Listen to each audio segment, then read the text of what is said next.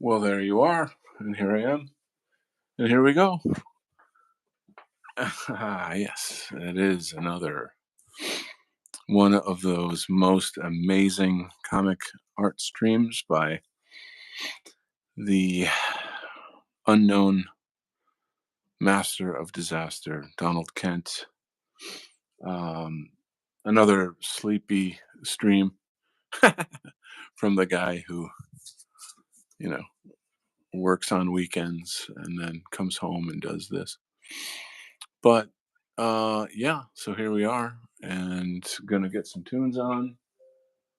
What should we listen to? Let's maybe we should just go full bore and you know play some copyright music and just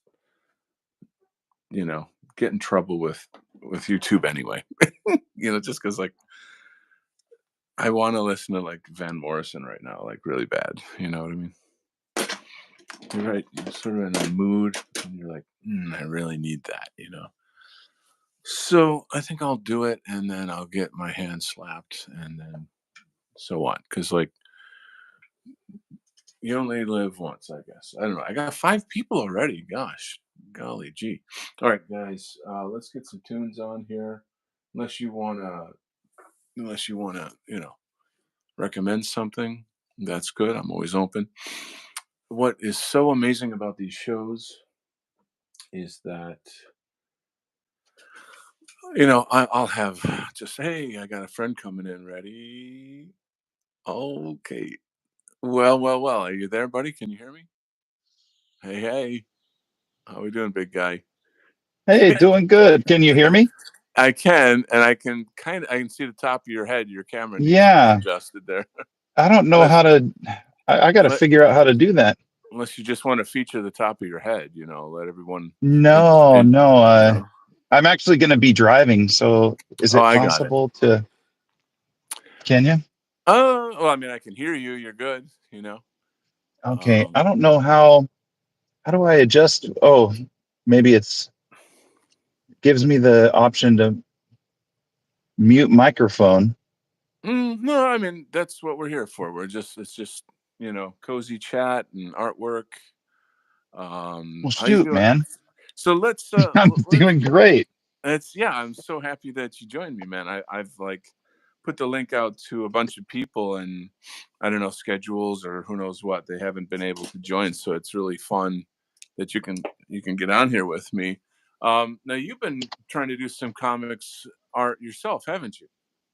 Well, I'm an aspiring comic book guy. I'm kind of still working on kind of getting some form down and stuff, but Right, that's what right. I want to do is I want to be able to tell my story visually in a compelling way for this White Devil book that I'm writing. Well, And that's a perfect segue into your book. Tell us about your book. oh yeah, man. It's basically like an over the top horror comedy about a Okay. dude that gets demonic heavy metal powers from Okay. Like listening to a tape from it's the it's not 80s. it's not an autobiography though, is it? No, I wish. I wish. I guess you could also call it, you could say it's in the genre of male power fantasy. All right. That's the best right there. That's the best. Yeah, man. In like a hyper feminized world, like we need more of that kind of stuff. This is the thing I like about, like Dave Martell, Bizarre Archives, Culture Dads, that whole thing about, doing cool masculine stuff, stuff that we can enjoy. Everything right now is completely feminized in the media. So like it's Yeah, almost it's like a duty, I mean, there's people are starving for this kind of content. um absolutely. yeah, and I mean, I think it depends on how you handle it. Like if you could be campy and silly, or you can treat it more like mythology and have some real Shakespearean kind of drama going on. So it really all depends on what your approach is.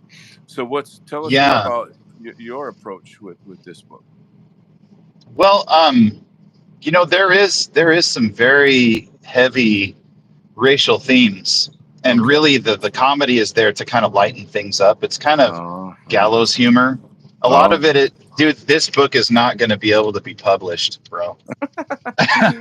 It's just not, because all the humor is really racial. Like, That actually, well, there's that does bring up the question, like who do you think could publish it? Like Antelope Hill or somebody like that, or I what are your man, thoughts? I'm at a loss, because it's even too much for like Biz Archives, I think.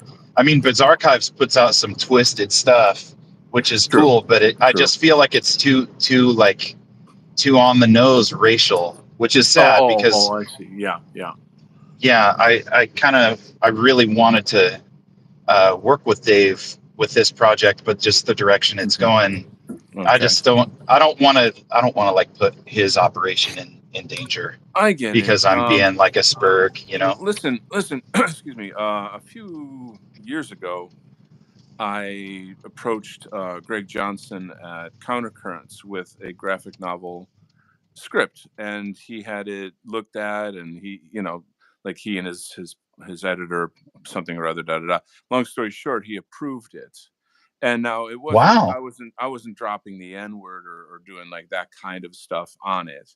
But Hmm. it definitely was racial in nature, so like Yeah. I would approach him. I think that's an option, Yeah, I'm open to it. he put out, oh gosh, I think it's the White Nationalist Manifesto, I think it's called. I have a copy of it. Um, it's been like a couple of years since I read it, but it's very, very, very based, and like, like kind of shocking, I would say, to like an average reader, in terms Yeah. of what is being said, but it's extremely just frank and very, very plain in terms of like, listen, these are the realities we're facing. In order for us Yeah. to survive, these things are going to happen, and it's time to put your big boy pants on and face the truth. And you could see a book like that would get on like a banned list or something. So yeah, that Didn't I that would. one get banned I'm sure by it did. Amazon or something? Oh, I guarantee. Yeah, actually, it wasn't long before it got banned. But there's self-publishing though too. Yeah, I've been thinking that might be the route that I'm doing. My whole goal with this project is to Yeah, just have a project that is completely divorced from any kind of money control, yeah, because I feel like anytime there's like an element of money control in no, there, yeah, it totally, dude. the artist ends up pulling punches, and my goal is to just like let it all loose. And that's what's going to make it popular. That's what's going to make it epic, is that there are no you're not holding back, and it'll be mind-blowing. So, and I would say further, like, to take this further, that, like, think, I don't know how to say this, but like every couple of years, there'll be some new comedian or some new movie that comes out, and they break all the rules. Like, oh my God, you're not supposed to say that thing. Oh, he said it. He broke the rules. And comedians do it mostly because it's comedy, and like comedy can't, it gets stale when it's just the same kind of jokes and topics over and over. Yep. For example, there's this guy. I've got to learn his name because I brought him up several times already. He's a Canadian white guy, and he's been on Fox News and stuff, and like he's super popular. He's like exploding right now, and his humor is like openly racial, and he'll Oh like mock wow. out like Indians and Muslims and all these guys. Like, it's amazing. It's like crazy, but like people love it though. Like, he's exploding right now. I think he's from like Toronto or Ontario somewhere. And so Wow. like you go ahead and do that, and then like let the world catch up to you. You know what I'm trying to say? So Yeah, man, that's what I'm feeling. yeah, That's this could sad. be, and it's crazy because like when you're in the arts and you have these visions, artists are always ahead of the curve. We always have this sense of like, the culture needs to be here. I'm here, but nobody else is. All right, I'm gonna do this, and I'm gonna catch them up with whatever the idea is, and so like the being bombastic in the way that you're planning on, I think is the winning strategy. I think it's a great idea. Even Thanks, though man. it'll You're probably maybe one of the only ones. well that's the other thing about artists too, is this kind of like we don't, how do I say, like we don't follow the rule book. We're I like to think of artists as shaman. I think that artists are always ahead of their time, and they know, the things, they see the things, they know the things that most people can't see or can't say, and then we say those things, and then culture kind of catches up to us. You know what I'm talking about? So yeah. And then what you're trying to do is create a comic book version or a graphic novel version. What are your goals with that? So yeah, I'd like to. I understand that doing like a full comic book series or a full graphic novel is quite an endeavor. But I figure at least if I could start with just using art to depict my Yeah, characters yeah, visually, and and then moving into like some illustrations. Like take a scene from the book yeah. and then put like some illustrations in there. And then I was thinking it would be cool to do like a few like short scenes. There's a lot of little vignettes in the book Right, right. where the White Devil would say like, destroy a migrant hotel, for instance. Yeah, yeah, yeah. And you know how they have like those huge like uh, hideous looking pieces of modern art Oh that gosh. like decorate the streets. I Yeah. was thinking it would be so cool to have like White Devil like throw one of those into the side of one of these migrant There you hotels. go. There you go. This is quite exactly the mentality of it. Let me Yeah, quickly say hello to a couple guys in the chat. My buddies Didymus, my channeler here. Great to have you guys here. Luke Mason is a super close friend. He's been on a bunch of my shows. We recently did a show on Kai Moro's speech. There's a panel discussion with Nullis, and that's called On Hate. The speech is called On Hate. So I thought it was a very productive discussion. How did you think that show went? I felt really good about that, and I felt like it was the best of both worlds. It seemed like we were really able to shed a Mhm. lot of the controversy and be as honest as we could possibly be, yet Yeah, without losing any dignity. I feel like yeah. everyone was well spoken on that show, and I feel like the comments were really good too. It went swimmingly. I mean, it went a lot better than I thought it would, actually, because it's obviously a very controversial topic, and there was a little bit of a fear of like, I don't want to get fed posty. Um, this is a legitimate subject that requires some serious, objective, adult conversation. And we did beautifully. Absolutely. I would chalk a lot of that up to you. You were very well prepared. You had Well, done thanks, man. quite a lot of thinking about what you were going to say on the show, and it brought so much value. Yeah, Yeah, and then I feel like I had a leg up in that because yeah, I've been thinking about this particular subject for many years, and it's yeah, just because I can remember from the time I was a boy being conditioned in school, in daycare, and through the media with this kind of weird idea that, like, oh, nobody has any real enemies, just potential friends, potential hmm converts. And when I kind of became racially aware, yeah, and I was about 35, 36 or so, yeah, and when that happened, I realized that a lot of those things that they were telling me were lies. And so yeah. basically, I think this has happened to a lot of boys in Sure. our generation, and also even in today's generations, the millennials. They basically they take a lion, they trim its claws, they file down its teeth, and they put it in a cage. Oh God. Wow. That's really a powerful analogy. Um, I think, as I put it in the show, like it's kind of how do I say, infantilizing us. You know what I'm saying? The enemy, Absolutely. the enemy openly hates us. They celebrate their hatred of us. They make political policy of the hatred of us, but yet, whites are supposed to say like, oh, hate has no home here, and la la la, and living in some cartoon fantasy. It's like it's literally infantilizing. And so anyway, I highly recommend that people look up that show on this channel. And so the next thing is that we are planning another Kaimoros speech panel.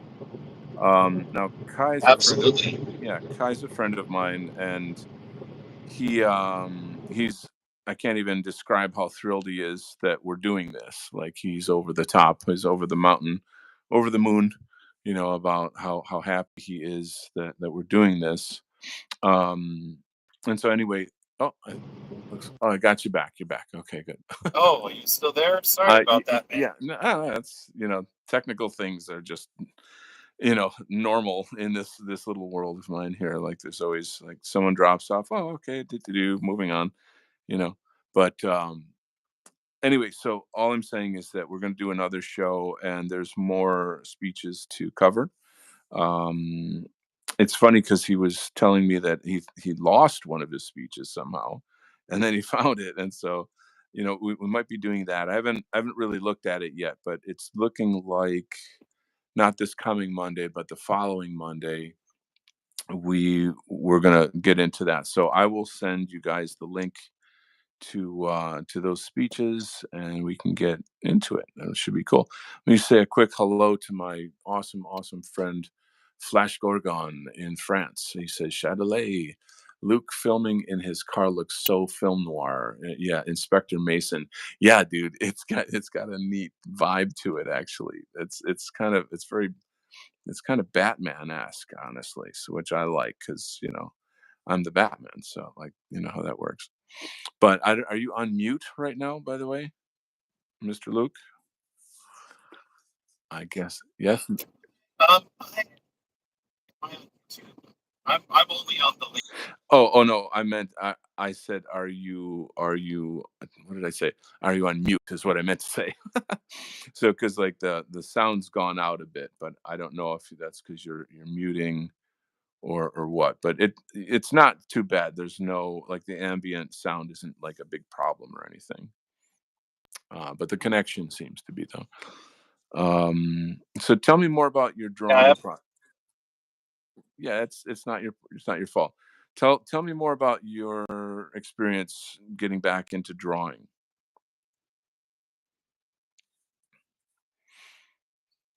if you can hear me. Uh, while we're not getting through, oh, we lost him. Yeah. Well, maybe because you're driving, the what do you call it? The signal isn't really going very smoothly. But I'll just talk for him a little bit, I guess, while the signal tries to work. Anyway, uh, okay, so Luke is a phenomenal songwriter, guitarist, singer. He's incredible. He was just featured on the White Art Collective. We Lord Wolf Shield just did a music show last night. Forget the name of his CD. Fedora Favorites. And so Lord Wolf Shield, as you guys should know, is one of the key founding members of the White Art Collective, and close personal friend of Jeff Winston, and all this stuff. So anyway, he did a little show. I guess I don't know if he's put out a CD collection. Probably that's what it is.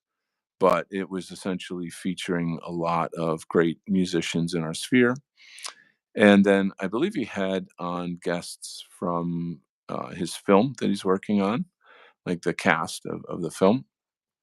Anyway, he featured some really great music, and Luke's music was on there. But what was crazy about it, though, is that it was Luke singing a ballad on piano.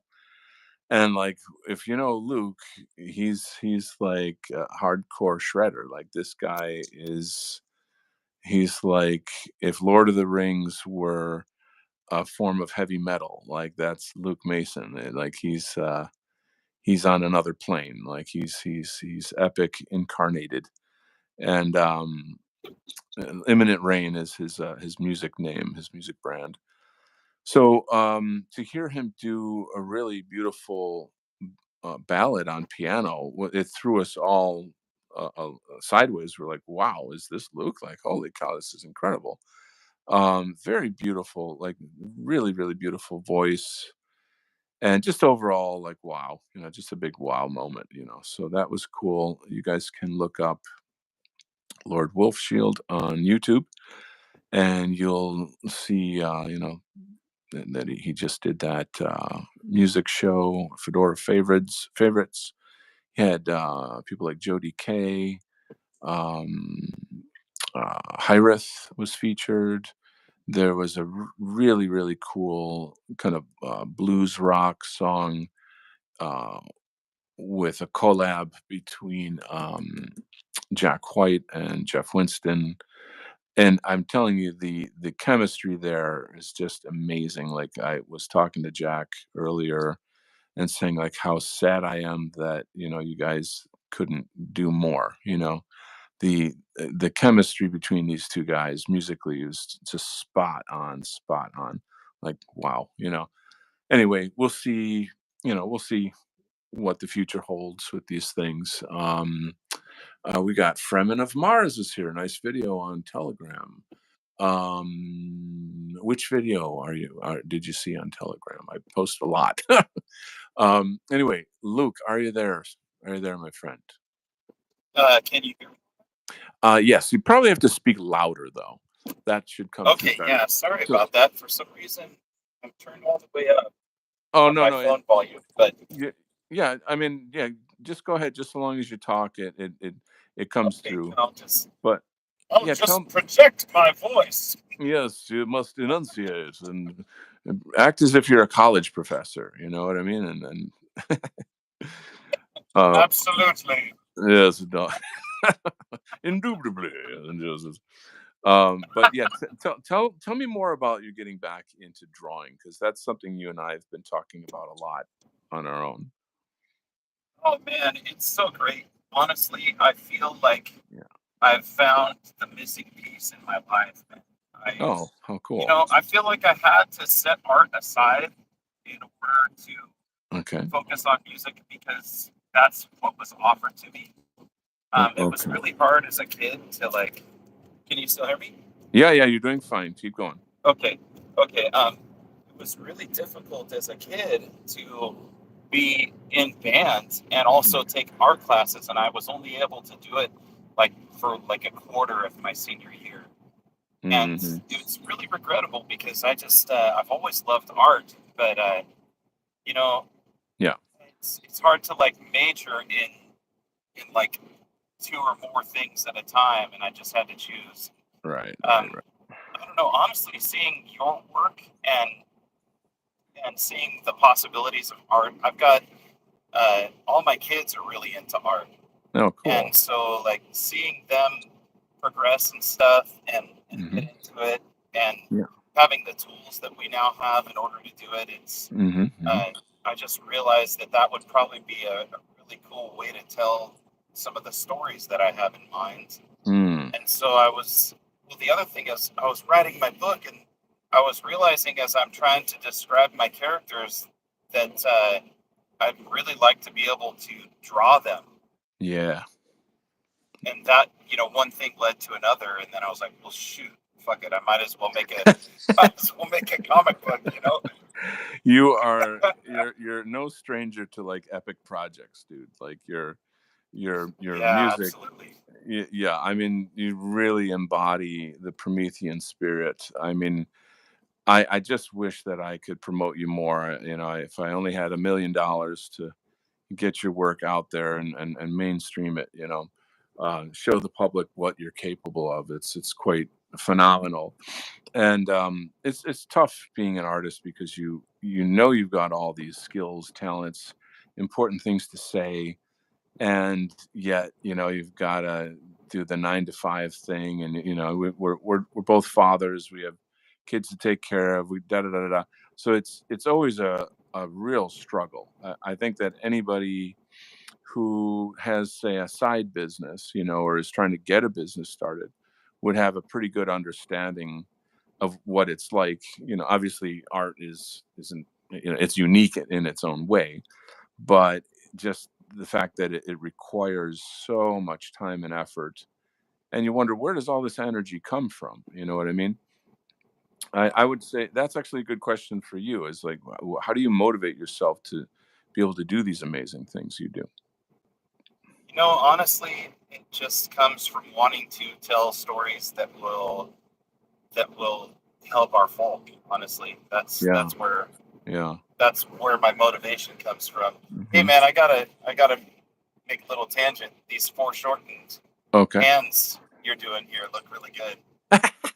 That's actually one of the harder things to do, is to draw hands that are like coming towards you, and it's a pretty, Exactly. That's super difficult.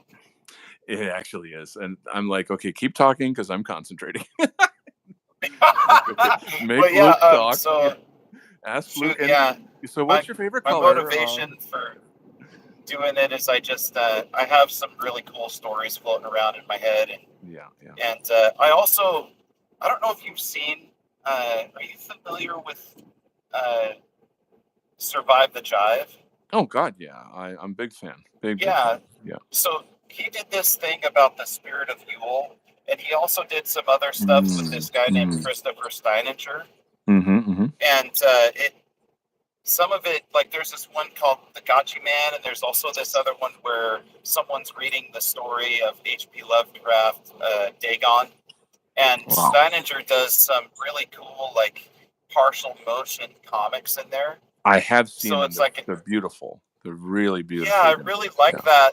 And it seems to me, like as someone who's done a little bit of film editing and a little Hmm. bit of drawing, it seems like something that is well within my grasp to do with my I own strongly music agree. videos. Oh God, I strongly agree. I mean, it's, I suppose, there's a side of me that's thinking like, how can we monetize this? Because like what you produce and what you will produce is really worthy of people's money, and I just don't. It's just that's like my other half of my brain that thinks like that. But Yeah, man, I gotta admit, I think about that too. But what's great is mm, it is great having like a normal job, sure. so that I Sure. don't have to depend on Hmm. my art for money. So it's kind of Hmm. frees Hmm. me up to Yeah, so be that's a able good to way. say some stuff that I would not be able to That's say actually a good otherwise. way to put it. I was just kind of having this conversation with my son, about just like, your job is just what you do to survive. It's not who you are per se. There's, of course, there's people out there that the job is who they are. If it's a teacher or a corrupt politician or who knows what, who, but it's, I think it's okay, just so long as your creative life is alive, and that you're satisfied and that you feel fulfilled. What I think is super, super key is that artists feel connected to the communities that they serve. If we're making this music and this art and all this content, and nobody's really watching or responding, then you feel like you're living in a void, and there's some kind of existential pain that comes from that. That's quite horrible. Um, so like it's one of those things, and so I really want to help you get your stuff out there as much as possible, when the time comes, you know what I mean? Yeah, I appreciate that, man. Yeah. I feel the same way about your art, man. Well, thanks.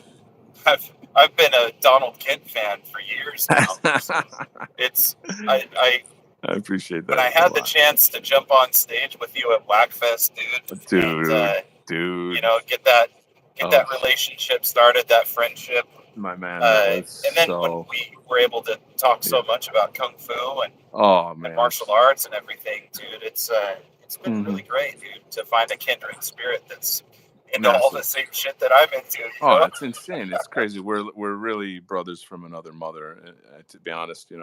The guys that frequent this show, they were making some jokes the other night about, like, Donald Kent, kung fu and UFOs. Like that's what the Yeah. show's about. And I'm like, I don't want to be known for that. That's not what I'm. But Well, that's a really anyway. cool side of your whole mystique as well, is the the mystical side of you, the philosophical, the part of you that questions things and investigates. I think that's so fucking awesome, dude. Like, Oh, sweet, sweet, that's sweet, one of the sweet. things that I admire about Henrik and Lana too, is that they Mm. started as like conspiracy buffs, Yeah, and yeah. and I share that admiration for you as well. I think it's so important for people to question. Oh man, it's freaking everything. And I mean, how did we get to where we are in the movement? But by questioning the government and the narrative and all this insanity that's around us. That's the difference between us and normies, is that we want to know the truth, and we'll dig until we find it. And then when we discover that, there's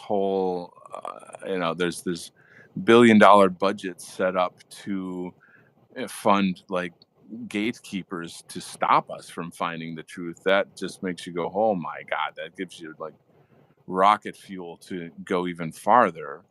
Then you're like, oh God, there Yeah, are that is a truths. very encouraging fact, isn't it? The Mm. fact that they have to work so hard to Yeah, just yeah, keep people from yeah. using their common sense and realizing Yep, that yep, yep. nationalism Right. was the way that people did things for thousands and thousands of Hmm. years. Yeah, and also the distinctly white nature of it in our particular case. I just saw. I don't know if anyone's heard of. I think it's called Black Pill Pigeon or something. That he's like a well-known content developer in our sphere. Oh, Black Pigeon Speaks. Black Pigeon Is Speaks. that the Yeah, guy? yeah, yeah, yeah, yeah. Yeah. I'm sorry, I screwed that up so bad. But anyway, I just saw a recent video from him where he explains why Jon Stewart came back. Like, I think we all know Jon Stewart, John Leibowitz. Oh, yeah, Who, the guy who's like, we whites are terrible. yeah, yeah, exactly. And like he like retired or whatever, and then suddenly he's like back, and he's out there with a vengeance, trying to control the narrative. And Black Pigeon Speaks does a really great show, basically explaining the psychological trick, I guess, of how their comedy how the comedy show works. I'm sorry. So the idea of, like, starting off with a very mocking kind of report, um, and just when it comes time to do some critical thinking about whatever the topic is, that's when they throw in like a really mean joke, and then quickly move on to the next topic. And so it's a Interesting. yes, it's a formula, and they repeat it over and over and over and over, and that's how these shows became so popular. And it's pretty horrifying when you finally see it and you're like, oh shit, like I wow, whoa. And he's really, really, really driven by his whole, like, he's a Jew, and so he doesn't want people to you know wake up to XYZ and this and that. And you can see people like that, they're so driven, there's a certain fear in their eyes, when they're doing. Oh, Oh yeah, yeah, man. and it's palpable with him. Once no one takes those guys seriously anymore, it's going to be pretty rough for them. I think you're very right. I don't think there's going to be any sympathy. One thing that we know is that, like, the younger generations are not that they don't buy into the bullshit that, like, the boomer generation believes in, and it's pretty much over. It's like the clock is running out for these guys. So you've got the elections coming down the pike, and the whole thing is like, oh, the oh so wonderful John Leibowitz has come out of retirement just for us. Oh, what a noble thing that he's done to do that. Oh, how noble. Oh yeah. And anyway, if you guys can look that up, Black Pigeon Speaks. It's a really, really great expose on how those political comedy shows work in terms of controlling narratives and such. So that's like a definite check that out. But yeah, as far as like you're wanting to do a story, I feel like visual storytelling it's a thing. I mean, like I was talking to Lord Wol Shield and saying like I admire that you're doing film because it's one of the hardest things to do. It's like super, super hard to Yeah, make. especially in our circles where Yeah. it's hard to get people together. I'm amazed at Right. what he's been able to do. Then you nailed it. Like you're pretty much speaking my mind here. Is like to get people who are all in the same town, just alone is like a big issue, But then to be in the same political camp, that all of those elements together are quite amazing. So he's working on it, and we'll see how it goes. He's been through a lot. I mean, Jeff's passing really hit us all quite hard, and he Yeah, was it did. very, very, very close to Jeff. So I'm very curious to kind of see how that comes out in his art. To see, because he's a funny guy. Like he's got a great sense of humor. He's just like Absolutely. if get to know him, he's just got he's just a lot of fun. He had his film review show that just the idea of like bringing some levity to what we do. Like everything we do is always so heavy and toxic, and he can roll with the toughest guys out there, but as a person he's more just someone who wants to laugh and make some jokes and have a good time, which is part of why we love him. We need that so bad, man. That's one of the things. I don't know if do you remember a show that used to be on YouTube back when YouTube was less gay kept, called Goy Talk? Oh yeah, totally, yeah.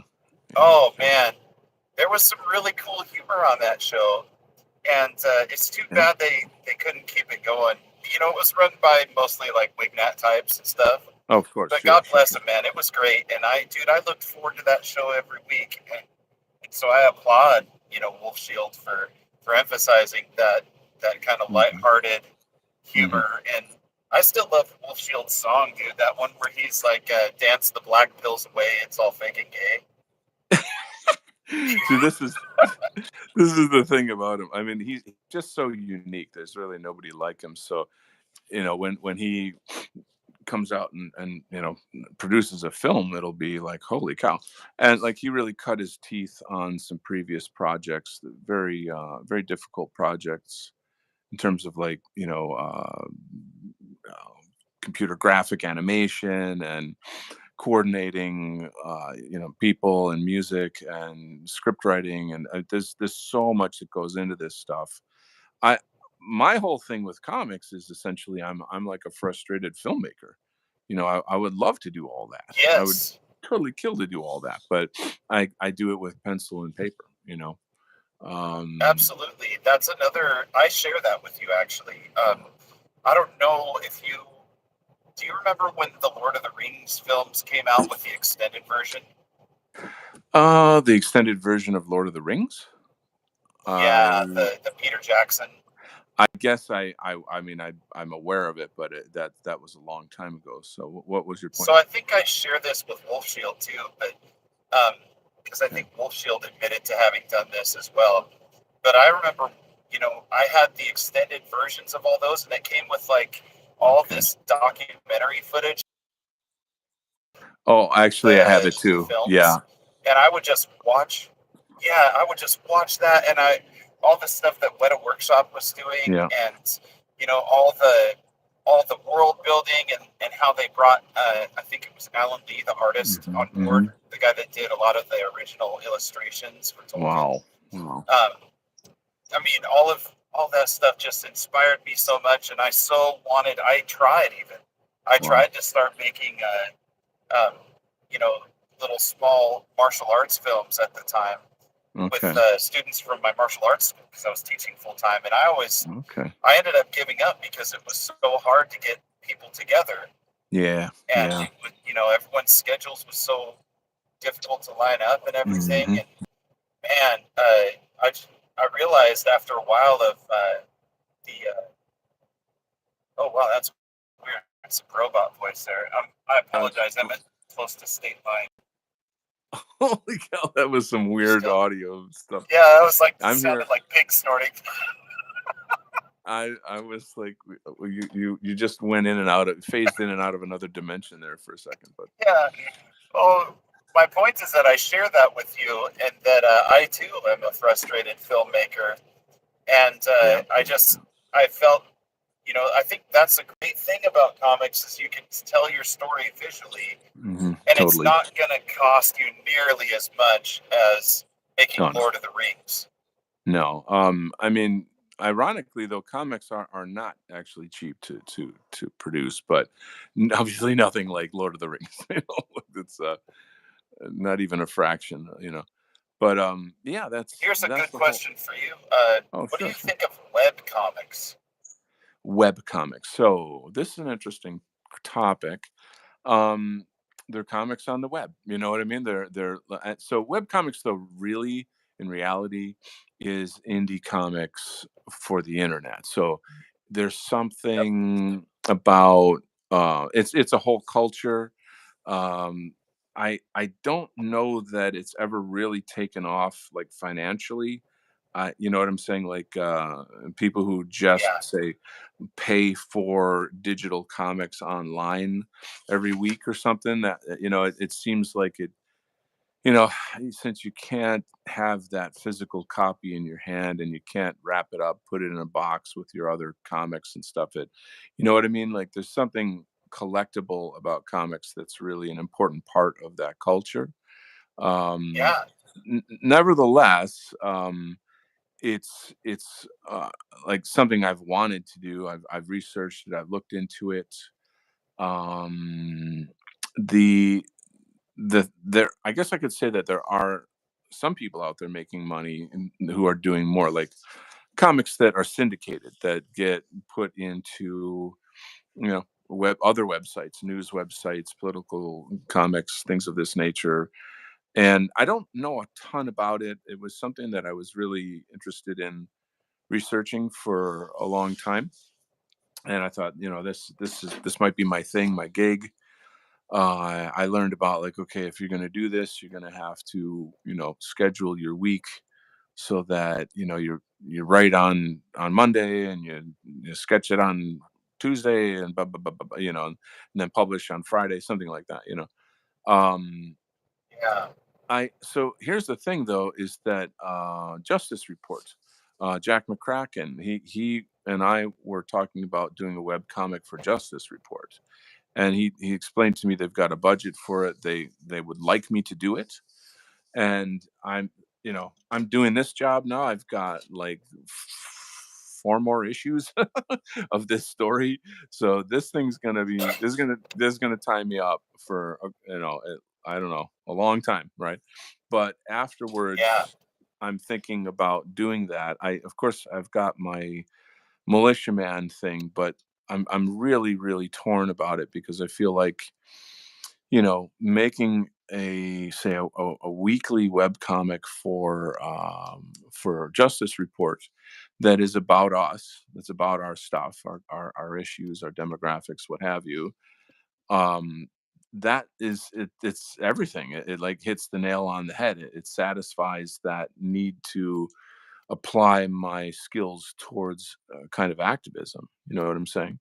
Yes. Um, it's a well established site, and it's always about, frankly, the Justice Report it shows news reports that the mainstream media will not show, and those are almost entirely about like violence against whites, and Yep. things that have happened to whites that are like not being treated well in the courts and various this that and the other.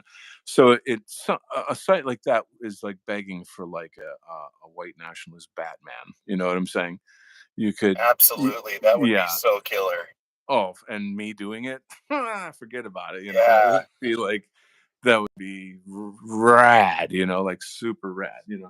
Um, I I've actually chatted with people about like, well, what do you think about this?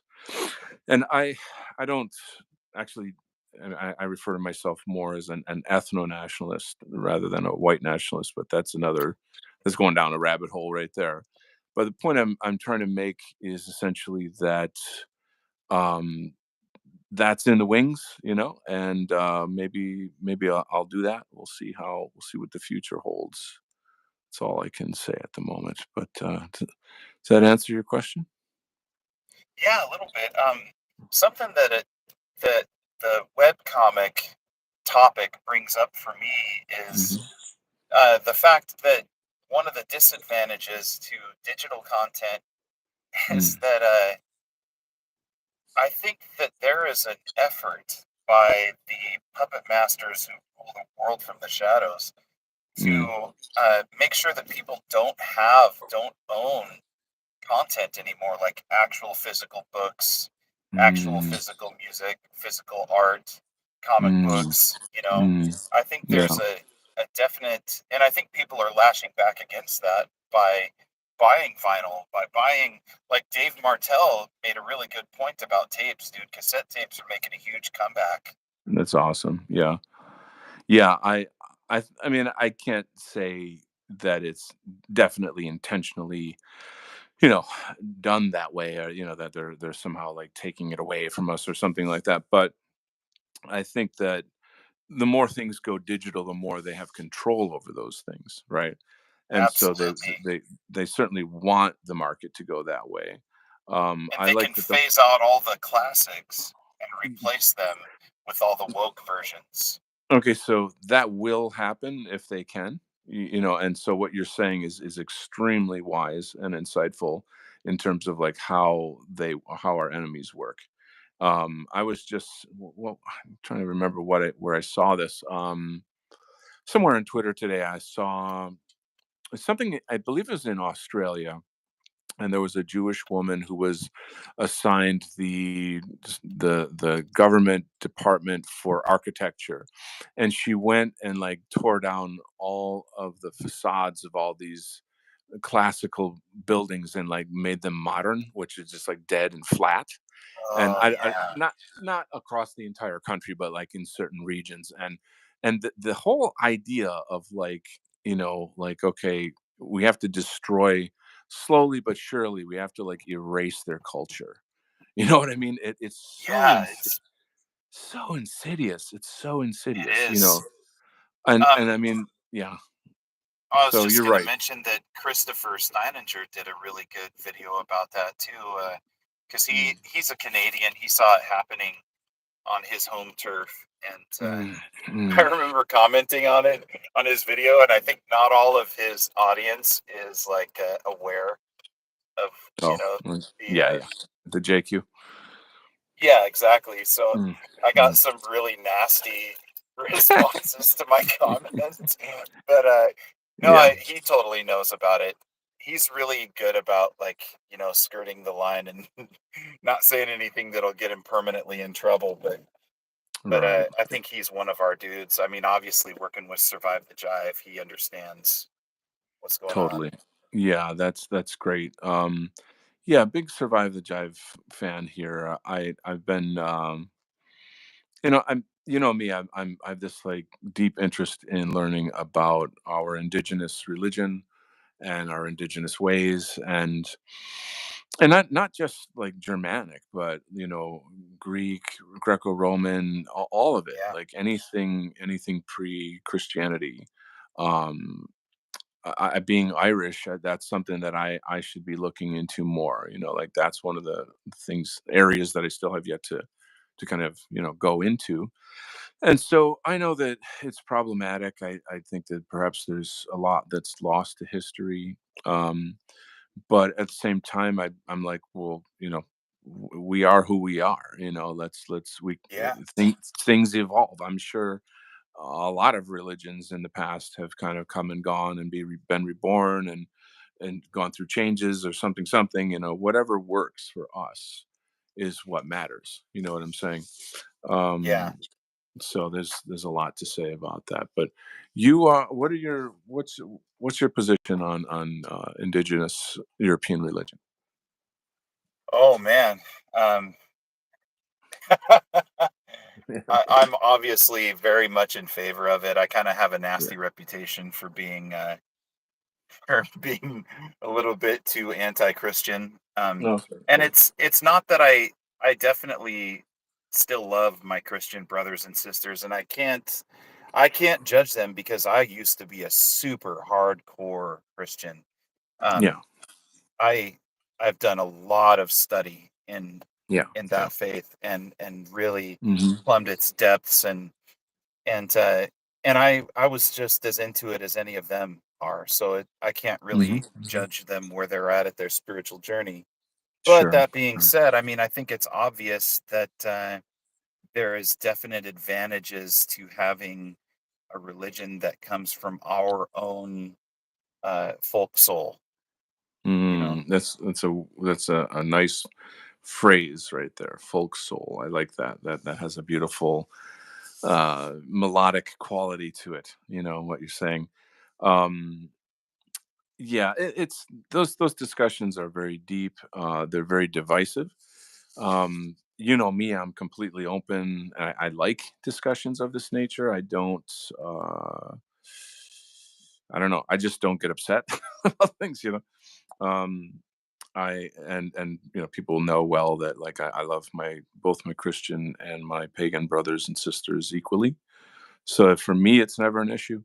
But I guess a better question would be more something like, what for you has been the value of indigenous faith, or I don't faith is maybe the wrong word, but like, I mean, do you practice asatru, or is it more of a philosophical thing for you? You have how would you describe your relationship to this indigenous religion? well, okay, this is an interesting topic because Mm. I a lot of times I rub kind of more traditional pagans the wrong way. And I mean Okay. no disrespect. Like Yeah. I but I do have a very utilitarian view of Mhm. religion because for me, I guess the real way to put it is what I find sacred, um, Mm, mm. more than like religious doctrines, is race itself. Wow. Wow, that's And powerful. Yeah. so that's for me, it's just about what I consider to be sacred. And so, Okay. I'm I'm probably more open to like, you know, writings and ideas from people who are atheists or who are Mm. agnostic Mhm. than some of your more traditional pagans. But at the Okay. same time, I'm very much pro traditional pagan. Like I really am glad that Mhm. there's people out there, keeping that stuff alive Yeah, yeah. because I think it's important. I think they're doing important work. Big time. But I Yeah. think for myself, like I'm just probably so jaded by my experience with the Abrahamic faiths that Yeah. Yeah. I just my main focus is just trying to get people to see those for what they are. And I that see. sounds really terrible, but I really do have some strong opinions about that issue. And I kind Yeah. of feel like that that is a major problem that I don't think we're going to be able to do much until we figure something out in that Okay. regard. Yeah.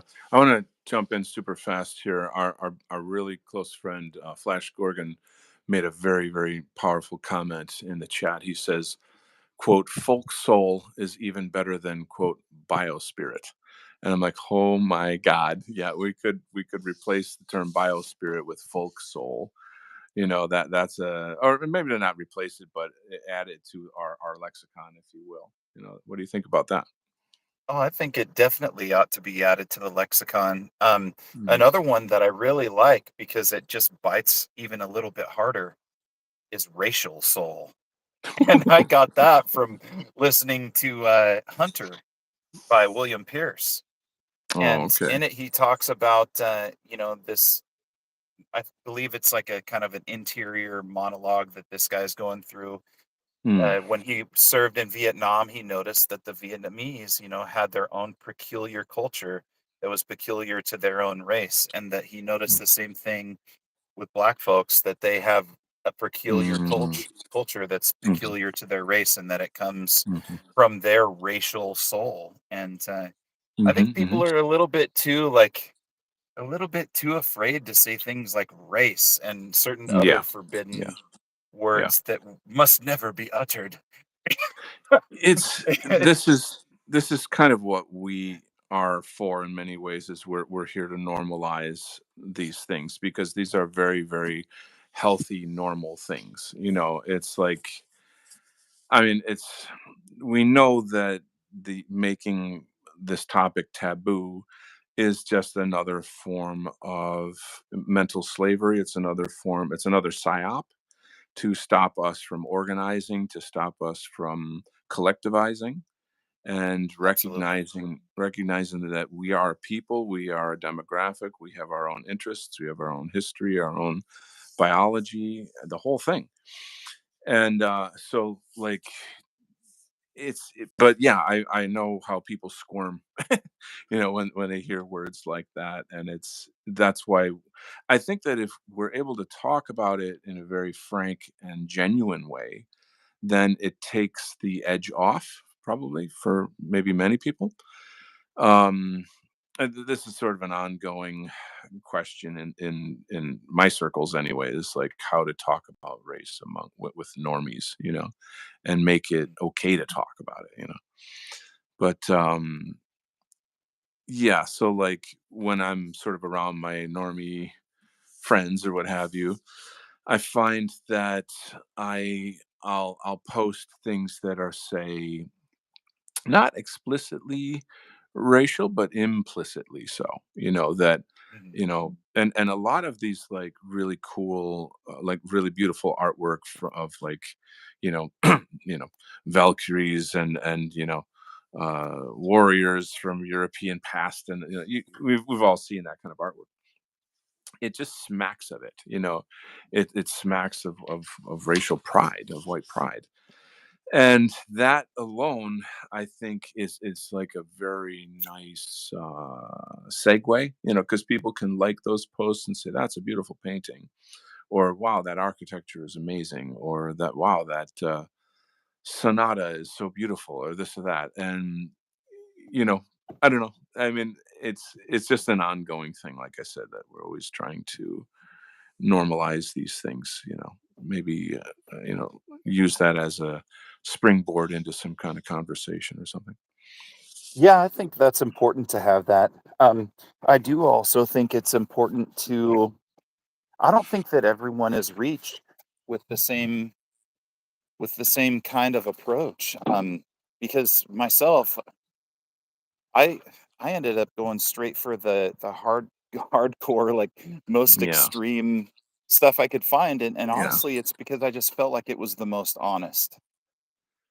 Well, you're you're a very unique person to start off with. Like, you're very, very, very based. You're very, strong. You're just very masculine, and you fear nothing. And you have like a almost a, I don't know if childlike is the word I want to use, but a very pure quality about the way you approach anything.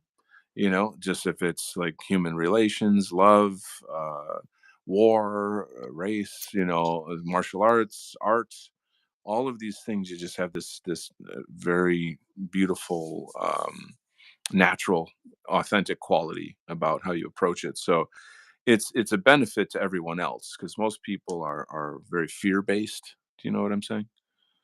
Yeah, And I yeah, understand. You got to be guarded. Um, I think I get it from my mom. Honestly, my mom is is that right? Okay. she's just one of these kind of beautiful souls that wears her heart on her sleeve, and Mm. I think I just picked up that temperament from her. Well, I think she did good with you then. You know, isn't it funny how we pick up those personality traits from our parents and stuff. Yeah, my dad is like that too. He's got this. He very much likes when people speak plainly. They say what they mean and they mean what they Hmm. say. Yeah, And yeah. another person that reminds me of this, I have a dear friend, bass guitarist. Oh He yeah. is he's just very similar. I think it might be a very rural trait. I'm wondering if it is, to be honest. It does sound like one, to be honest. Like it sounds, how do I say, like, I don't know. City folk are very much into a kind of like social competition, like who can be more interesting, who has, who's more hipster, and it's Oh more, yeah. it's just way more sophisticated. It's like a social code. I'll tell you, when I first moved to New York City, I was the hick, that I mean, I didn't grow up in the hicks, but like, according, so like I'm hanging out with people I'm working with, and their conversation is going like a locomotive, like a mile a minute, and you have to jump in and the slightest heartbeat to just get your point across, and whatever you say has to be so cool and so interesting, and it's just bang, bang, bang, bang, bang, bang. And I remember I started saying, well, yeah, so wow, what I think about that is, and they just like railroaded me. That's, like bulldozed me right over. Okay, bang, bang, bang, bang, and went on with their own points. And I was so mad at how rude that was. I was like, just because I speak slower means you can't listen to me or something. And I pretty much learned quickly that if you're gonna, like, you have to be on New York time, is essentially what I'm kind of saying Oh here. wow. Yeah, I've got a yeah. buddy that is you know he used to uh actually he was a former skinhead. Hmm. That's a He's great shot of your ceiling, by the way. I just want to say, yeah, yeah, yeah.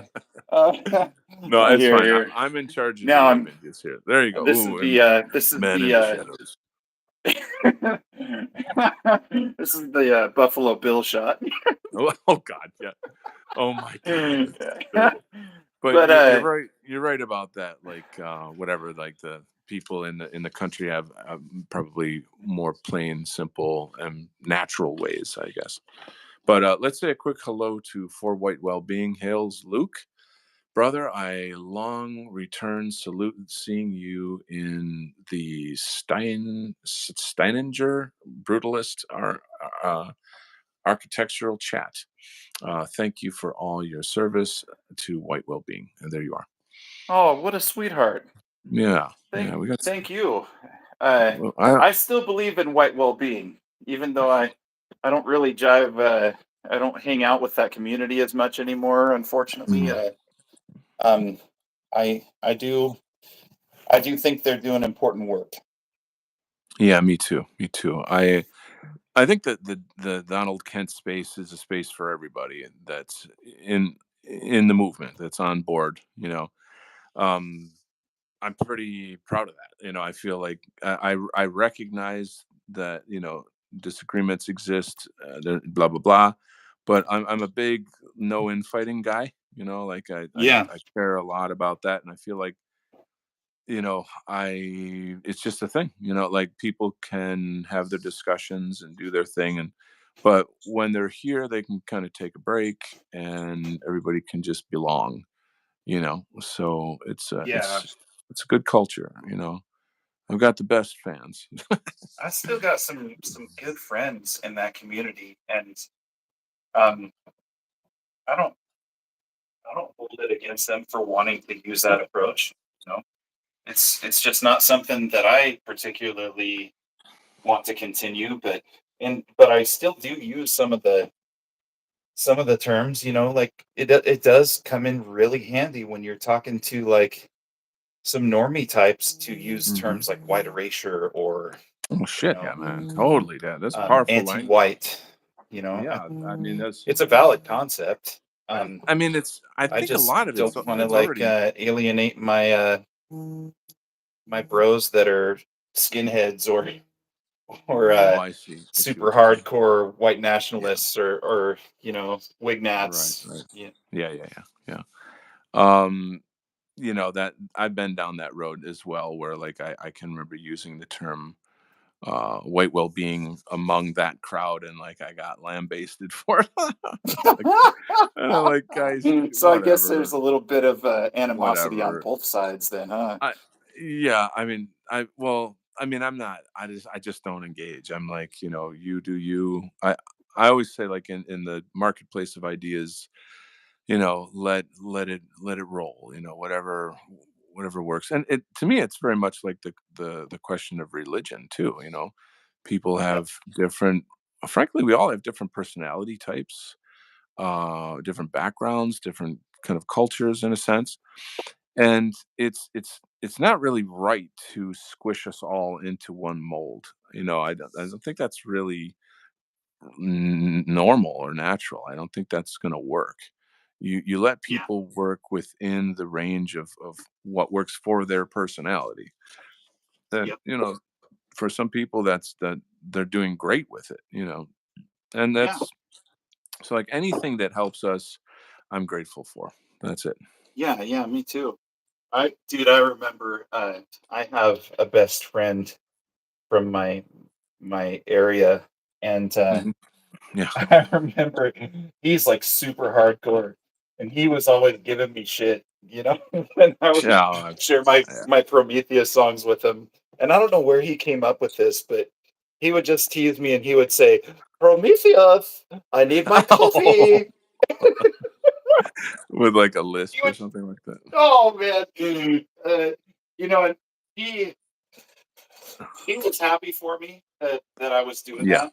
Yeah. Yeah. Because he Yeah. he saw that there was a net positive effect, and he cares Cool. about our folk. Sure. But Sure. Sure. he does like the rib me, and I like get it.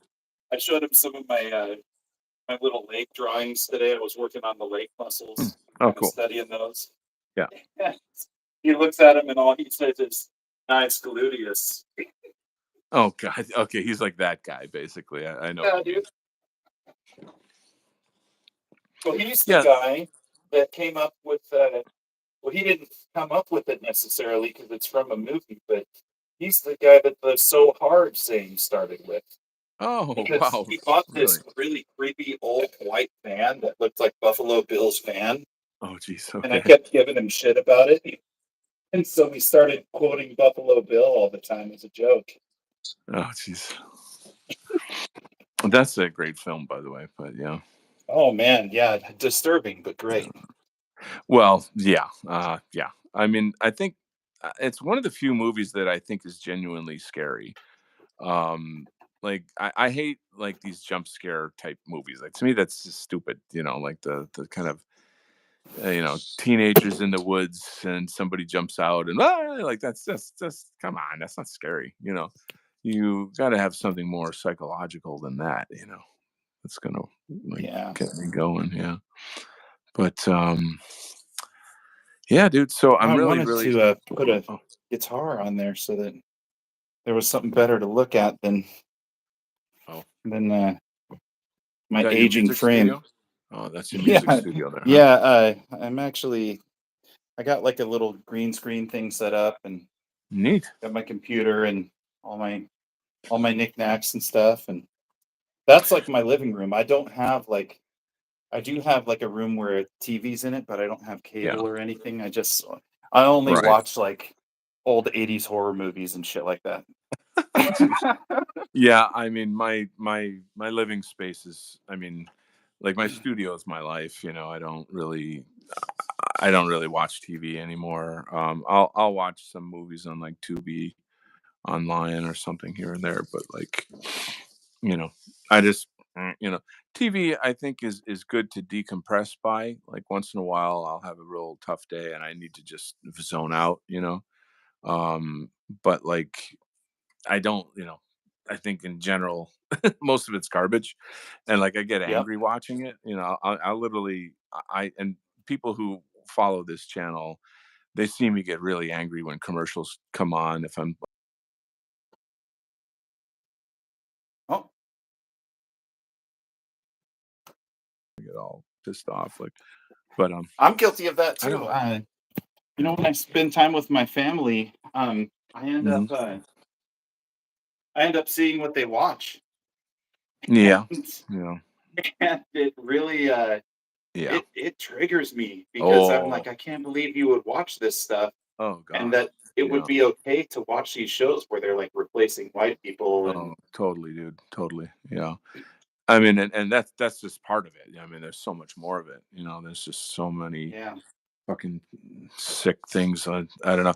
And every single TV commercial is social engineering. Every single one. There's always a subtext to all of it. They don't let a yep. single one go by without like trying to get into your head, and teach you something. Hollandier is here tonight. This stream goes so hard. What a great duo. Hell yeah, Yeah, I love that dude. yeah. Really He's close to that's the my dude. man right there, Hollandier. Great dude, great musician right there as well. Um, Another show that I urge my viewers to look up on my channel. I interviewed Hollandier, featured his music. Just a great treasure to our community. Fantastic musician, awesome guy. So there you go. Rad Dad, T Rad Dad is here. Every single thing is engineering minds.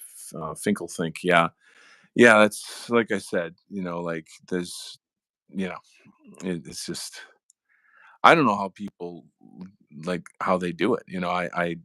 I'll be at like a sports bar or something or a restaurant, and there's some TV shit on in the background, and in the middle of my conversation, I'll pause to be like, "Oh, well," and then I'll explain how that part of that commercial was bullshit or how it's like demoralizing to whites and I'll just like say it in a not a loud voice, but I'll say it loud enough that anybody sitting nearby can hear me, and in a like, I mean, I'm either I'm crazy or I don't know what's wrong with me, but like I just I just kind of stick it in people's faces a little bit. Maybe that's rude, but I feel like fuck it. They if they're these people are NPCs. They don't have any fucking brains. They need like someone to slap them a little bit and in a loving way. In a very loving way, in a compassionate way. Compassionate slapping. It's a kung fu thing. Yeah, But so this brings up a very controversial topic. oh boy. Are you You yeah, so uh, so many in our spheres seem to be so worried about about red pilling the normies or about what the normies think. yeah. And I hate to say this, dude, but I think that I don't know if it's just because I'm jaded, but I Mhm. do have a fair bit of misanthropic sentiment toward Ooh, normies. Ever okay. since Yeah. grunge replaced real rock and roll Wow. in the early 90s, I've been really disappointed with what the normies have to offer. Whew, you're going there, man. I tell you, in classic Luke Mason style, we are going there, folks. Hold on a second. So I would be a liar to say that I don't feel angry and frustrated with normies. I won't lie about that. And you guys can see that. At the same time, I have that type of like their family. You know what I mean? And like, how sometimes you got that sort of annoying cousin or sibling or uncle or somebody who's just like gets under your skin or, this or that or the other thing. And something I came across recently in the media that I consume is this interesting notion that don't be mad at people, rather understand that they are limited. And I'm always kind of looking for mental devices, if you will, that help me to process whatever the things are that I'm working with, Pardon me. So I thought, that's a really nice concept that, like, you Yeah. know, and something that, like, I tell other people all the time, and so I should not be a hypocrite, which is, like, you wouldn't give a third grader a master's degree program. You know what I'm saying? Like, they're in third grade. They can only understand so much. They only have the means to, you know, mentally, emotionally process so much.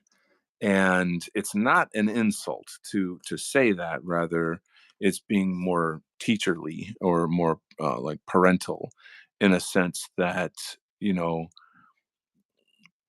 you kind of have to feel out where are people, in terms of, their social emotional intelligence and all the rest of it, and then give them whatever grade lesson they can handle. You know what I'm saying?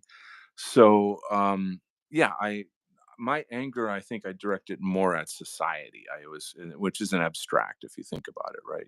Like, I hate how shallow society is. I hate how society makes heroes out of sports stars and not artists.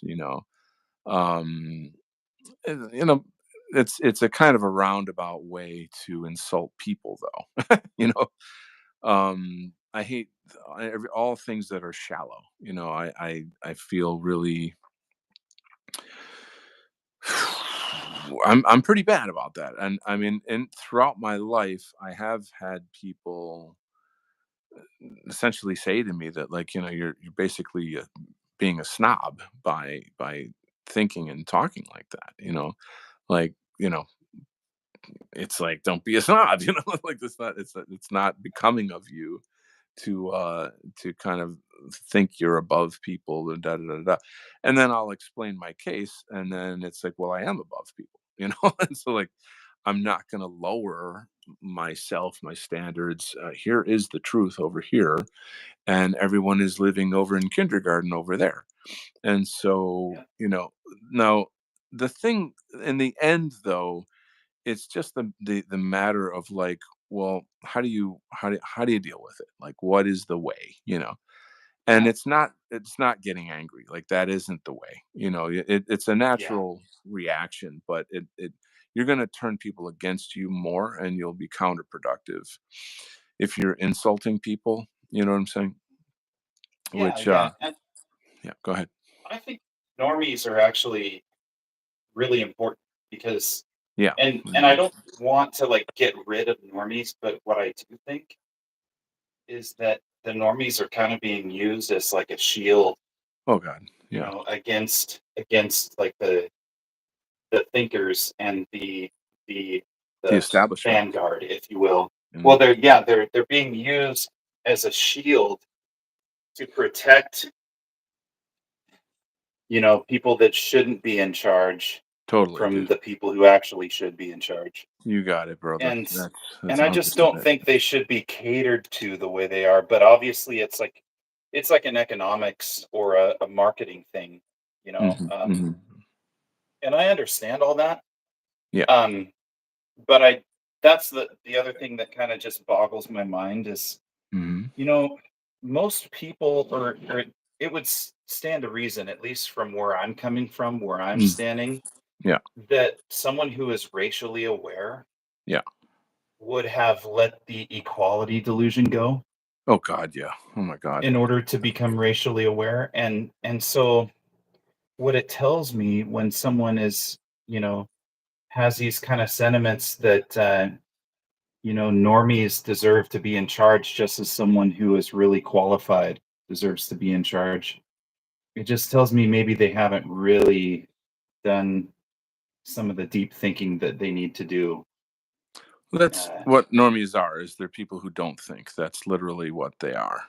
So it's, yeah, they're the sheeple, the the masses of people that just go along that oh, I'll get a vaccine for a donut, or these kind of things.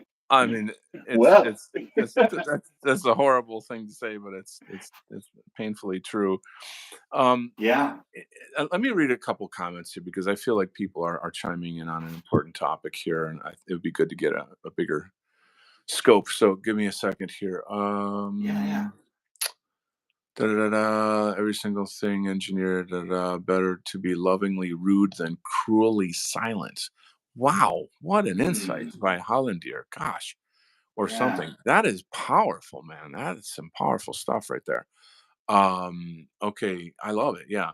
T-Rad Dad says once everyone around surrounding understands your principles, there's no need to annoy them with pointing things out. They will be influenced by your actions.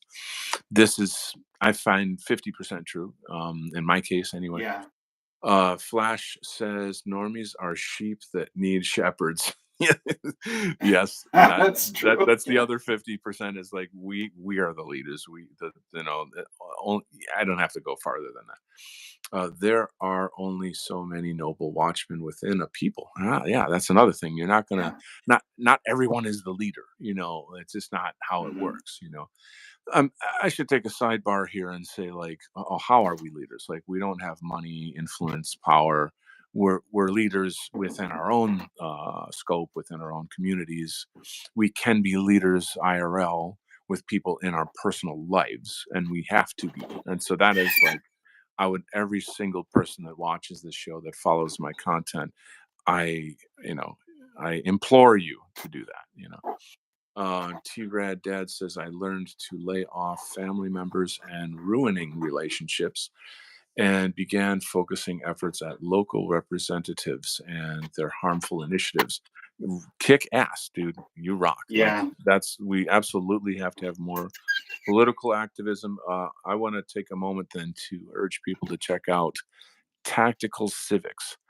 Look it up. Tactical Civics. It is a nationwide program where people are being trained to go into offices, positions of power on the county level, nationwide. So, Tactical Civics, look it up.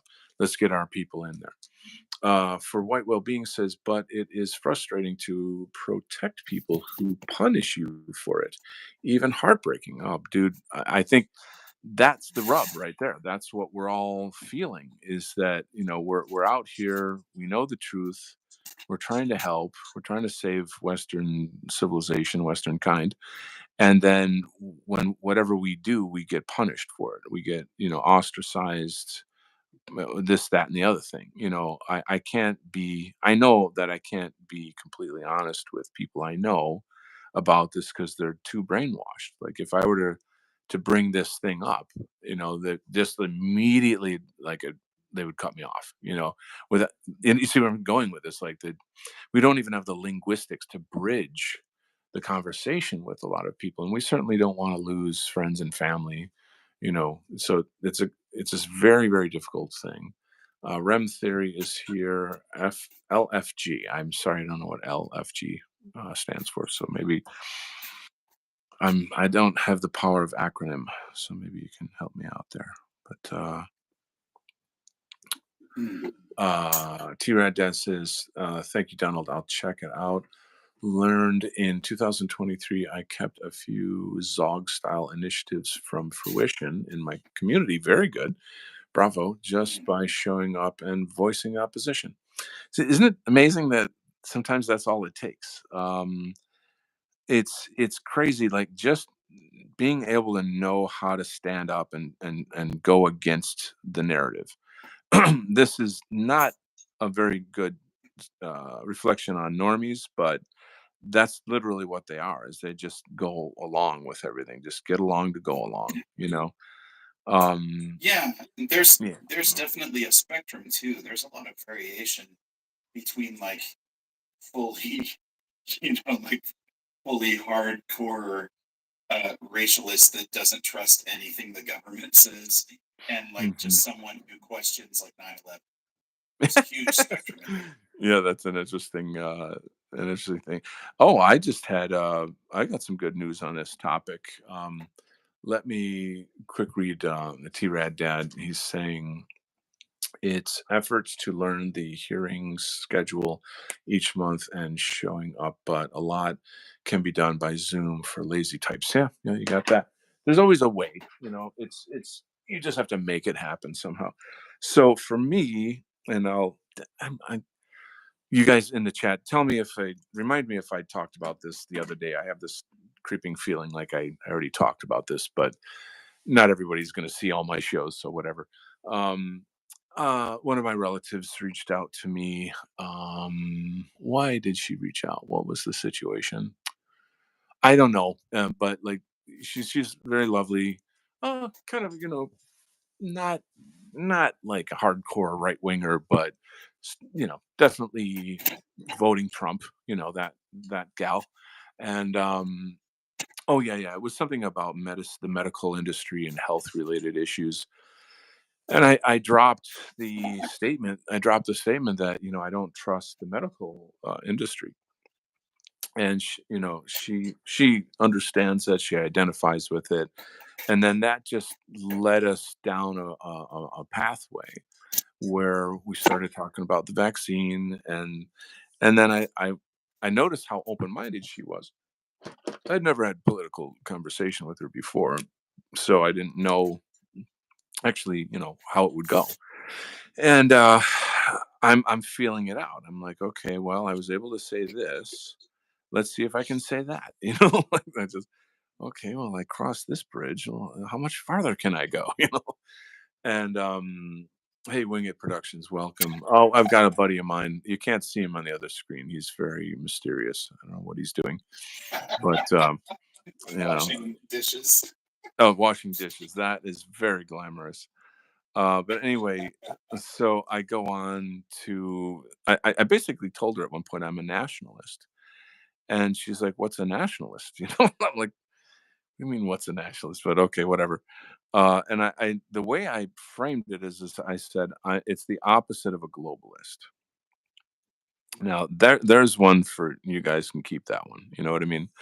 It's if you want to talk about nationalism, our enemies, they demonize that word.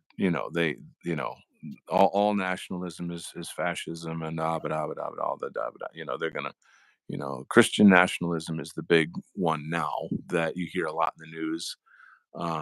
uh he's Wing It tells you you've got some cookie crumbs on your counter there if you want to work on that, Luke. uh, See, I'm telling you, man, my crowd's pretty tough, man. I got a tough crowd here. Oh You yeah. got to stay on top of things with these guys. Um, and so, then she started getting into that sort of like, oh, well, what do you think about this and the border and that and the next thing and the other thing? And so I started unleashing the Kraken, like I wasn't really racial or whatever, but I started sending her a bunch of memes. And frankly, I just got straight to the JQ though. It wasn't about like race or anything, but rather, listen, this, I'm just going to save you a lot of time.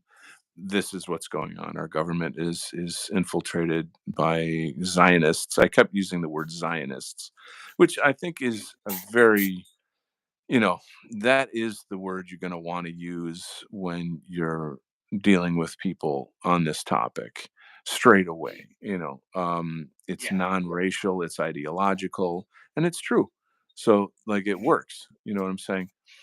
Uh, Down the road, when they put all these things together, it'll come. It'll come. Like, it's already well on the way. The Yeah, cat we're is out still of the amidst of bag. Amish. Those last bit That Amish. yeah, Bring back that's what Central Tanks. I was saying about like why John Stewart is back, because it's like, well, we got to put the genie back in the bottle. Like, that's why he's back on the scene, and doing his political comedy, to control the narrative. And I was amazed at like how receptive she was. I said, yeah, the Zionists did 9/11. And when I said that, like that fucking went through her like like a hot spear. Like it just cut her in half. She was, what? You know, like, whoa, what? And then I started explaining about Noahide law and, all, and like Christians should be beheaded according to Noahide law. And now she's getting fucking angry, like now you can see Yeah, what I'm talking about. I'm like, I'm oh glad yeah, they you don't, covered that because a lot of people are unaware of that particular. yeah, yeah, like they don't teach you that, did they? Oh, da, da, da, da, da. And then like, but throughout the entire conversation, I kept saying like, you know what, I really shouldn't talk about this because people get very upset and it's just not comfortable and I'm not trying to upset you. And so I kept being kind of like just tippy toeing, I guess, if you will, to Nothing be wrong with like, that, look, especially yeah, with like a new person. right, I'm not trying to upset you. I'm not trying to preach to you. I've already done the research. This is a national movement. The thing is, like, shit's gotten so serious with the border, and technically she lives near the border, so she's scared, and it's like when the shit's right on your fucking doorstep, then it's time to go, oh, what's going on, what's happening here? I don't understand why, what the fuck is going, you get what I'm trying to say. So Yeah. it's the best time to say, okay, here's what's really happening and here's the truth. I'm going to save you the time. I ended up sending her a what is it? It's there's a documentary on, what is it called? The Dancing Israelis. You guys all know it, right? If you don't know it, then shame on you. The Dancing Israelis on BitChute. And it's most of the clips in there are from the 19, or not 19, from like the time of 9/11, and they don't have like the kind of media bias that you see in today's. It doesn't have the same media flavor, if you know what I'm trying to say. Like it was sort of at a time when the news was still the news. They did their job. They told, like, they reported on shit. It wasn't like snarky opinions. You know what I'm saying? Yeah, yeah. Yeah. And it's like, okay, here are the facts and here's the data, and add it all up, and it was fucking Mossad that did this. There's no denying it. You have to be an idiot not to see that. And so you can imagine that kind of the cognitive dissonance in her head, going like, wow, I never thought Israel was like our enemy. Like how, what, like that whole, the mental breakdown of these things. So I JQ'd her. Yeah, I JQ'd her. And that's good. It can be done. And Really, now did I'd you say, JQ her so hard? oh, please. But anyway, um, she's my cousin, dude. Anyway, Oh, I'm sorry. Well, um, I am from Idaho. So. I knew you were gonna go there. I knew you were gonna go there. You son of a gun. It's all in fun, folks. It's all in fun, folks. Relax. I really like this face. I think I did a damn good job on that face. I'm gonna zoom in on that and say what a Oh, handsome dude, that is a Chadley face, man. That looks a lot like you, dude. Well, no, don't give me away to the public there. I don't want. I'm not doxing you. Yeah. The other day I had my show with Paul Patriarch. It's the Tuesday show, and somehow we got into the topic of like, well, he wanted to know what I look like. Like it just kind of came out of nowhere. It's just casual conversation. Yeah. And he made a really funny joke. He's like, he's from England. He's like, oh, you're one of those blokes that's got like the mustache that curls at the end, and I had a huge laugh at that. And I'm like, do I seem like that kind of guy? Is that what I say? So anyway, we were just joking around and stuff. But I am Now, the a beard. Patriarch, is he the guy who has been doing those really cool, like, what do you call that, where the motion goes really fast? Well, he's doing a video game stream now. I don't know if you know about Is that. he? I was. These are I've getting been dry. seeing art ones where he would like take bits and pieces of real life buildings and then like mold them into like a cool no, that's fantasy not him. like. Well, I mean, he that's does not him. He does computer graphic art, like he does. He's like a digital artist. Oh, okay. So like any of our guys that do digital art where they take like old sculptures of Greek gods and make them real based or whatever. Like he does a lot of that kind of stuff.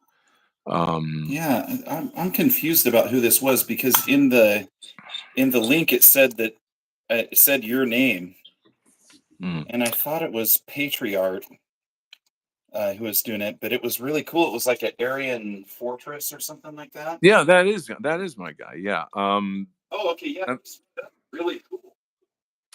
So I'm not sure what the clip was that you saw, but that's okay. So it's a time lapse. Time lapse. That's making a castle or all right. Aryan fortress. There you go. That's time lapse is the word we're looking for. Yeah, here. That's what I was looking for. Yes, we do speak English on this show.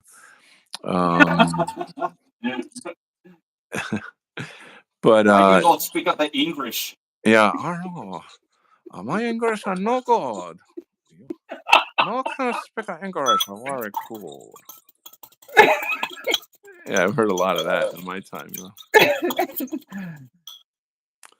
That's funny. But yeah, so that's a cool show. The problem with the show, frankly, is that my camera sucks, and like it's just it's just got to go, and like I ordered. I'll be honest, Flash, who's my buddy in the chat here, I hope you don't mind me saying this, but he gave me a gift and paid for a new camera for me, which is a lovely, friendly thing to do. Yeah, what a good guy, right? And so we're starting the Flash Gorgon Admiration Society today. I just founded it right here, and anyway, I checked the Amazon to be like, well, where the hell is it, man? I ordered it weeks ago, and it's like at least 2 weeks late. And I, whatever, I'm checking Amazon, and it's like, we're sorry that it's late, and we didn't say why it's late. We know a lot of certain kinds of people that work at Amazon, and packages do disappear when these certain types of people like to profile your house and da da da. So that could have happened. I'm not saying it did. But it's now getting to the point where we're going on 3 weeks or whatever, and I can't do this show without it's frustrating as hell. That's all I can tell you. So I'm trying to sort of hoping that I can maybe use my camera, or rather, my camera my phone camera now, and maybe use that on Tuesday so that I can at least have like clear art. Anyway, that's what's going on. The suspense is thrilling. Yeah, right. I can't wait to see the result of me getting the camera. It'll be great when I get a good camera finally. I can be a pro. But go ahead. A little sidebar about our unsung hero, Mr. Flash. He played a major role in helping me make my last Prometheus song video. Oh, really? Just giving me tips, and wow. Yeah, he was just kind of took me under his wing and was like showing me how to do like certain effects and stuff, and it really added to the video. And awesome. I just felt way more confident after he shared some of that knowledge with me. So cool beans. Yeah. Credit where credit is due, Indeed. Huge fan of my man Flash, and I'm sure that there's an interview with him on my channel if you dig back. It's been a long time since we've done a show together. But yeah, it's cool. It's like I say, I've got the best friends in this movement. It's all good. So how are the dishes coming? I hope they're coming along well. Well, the dishes took a sidebar because I'm actually making some top ramen for myself, dude. Oh, it's really good. A side quest. Yeah, I'm a man of exquisite taste. Oh, I see. Very high class tastes, right? Yeah. Oh yeah, man. I put 2 eggs in my top ramen, so that Oh, makes it that's nutritious, dude. You're like practically Japanese, man. Oh, yes, like my friend Ching Chong, he can say Anone. sayonara in Chinese. It's sayonara is Japanese too, by the way. I know, that's why I Yeah, say yeah. it. Anone. No, man, Yeah, honestly, I don't know. I fetishized Asian culture when I was a kid.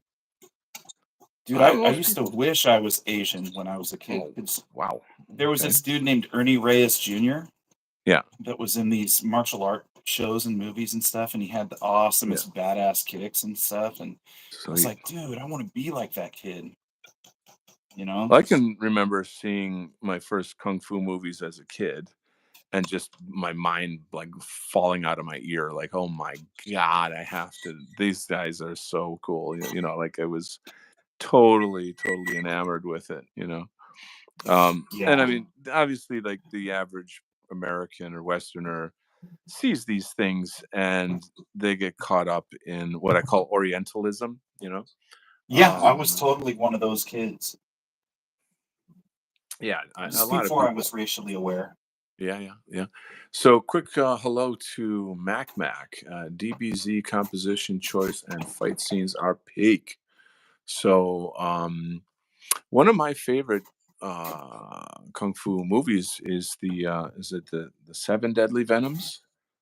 I believe it's called. Yeah, Yeah, that's one of my the favorites. Shaw brothers. Yeah. And it's funny because some years ago, I think everybody knows that I run a sparring club, and I've run a sparring club for going on 9 years now. And one of the guys that we had one year, he was from Beijing. He was a Chinese guy from Beijing, and he did a style called Xingyi, which I doubt anybody knows that style. But I know about it. oh, okay, cool. I of course you know about it, But anyway, hello, Mac Mac. Good to have you here, Mac Mac. Anyway, this guy was very hardcore. I mean, he had the biggest chip on his shoulder. He's like, I'm from Beijing. Like I'm better than you all. And if you spar him and you hit him, he'd get really angry. He's like, how dare you hit me?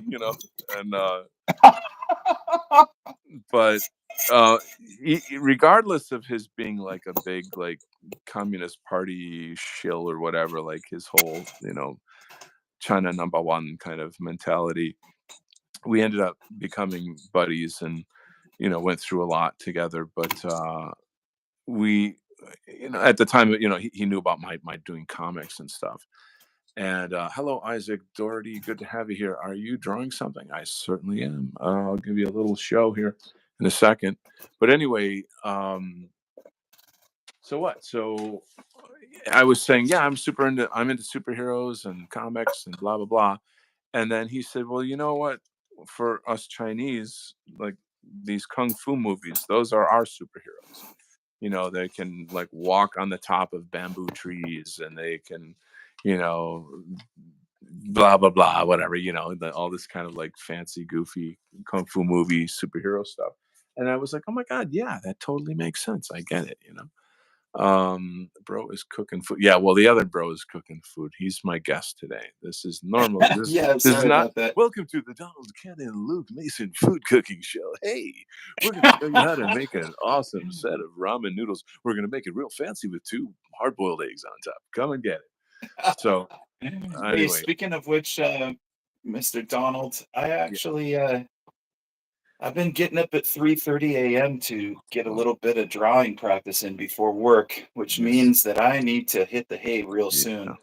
You And I are don't want to so yeah, I don't yeah. want you to hear my slurping sounds as I eat my N- ramen either. Well, So I don't. I appreciate that. I'm so glad you're sparing us the having to hear that. Anyway, it's been a blast, buddy. I really appreciate you coming on the show. This is so much fun. It's always a blast having you around. We love you, bro. You go eat your ramen and get your drawing in, okay? hell yeah, right back at you, Mr. Donald. All Take right, cool care. beans. Hail so hard. Hail so hard, my bro. Adios. Sayonara. I hope Kung Fu Chi is real. Kung Fu Chi is definitely very real. I learned it at Shaolin Temple. And why are you studying it? Are you learning Qigong? It's called Qigong. It's not called Kung Fu Chi. But if you want me to talk about it, I can gladly talk about it. Anyway, so the show is going to be like, noticeably boring now after Luke is gone. So I'm sorry about that. But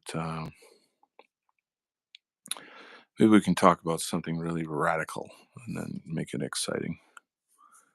Talk about something that you're not allowed to talk about. Something that'll get me kicked off of YouTube.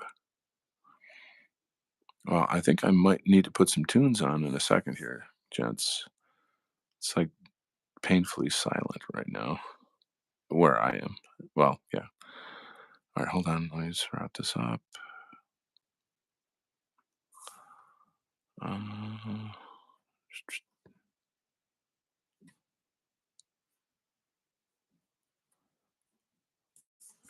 all right. I'm gonna get a little music on here for you gents. You got to do voice acting. Oh, Flash, did you like my TV commercial voice? Was that good? All right, I gotta get some tunes on. Mac says, I suppose I might be confusing it with telekinesis, but it was thinking something. I was thinking something like Iron Fist. Yeah, I can tell you all about that in a second. Here, again, let me get some tunes on. Just hang on. It's a tricky topic. So,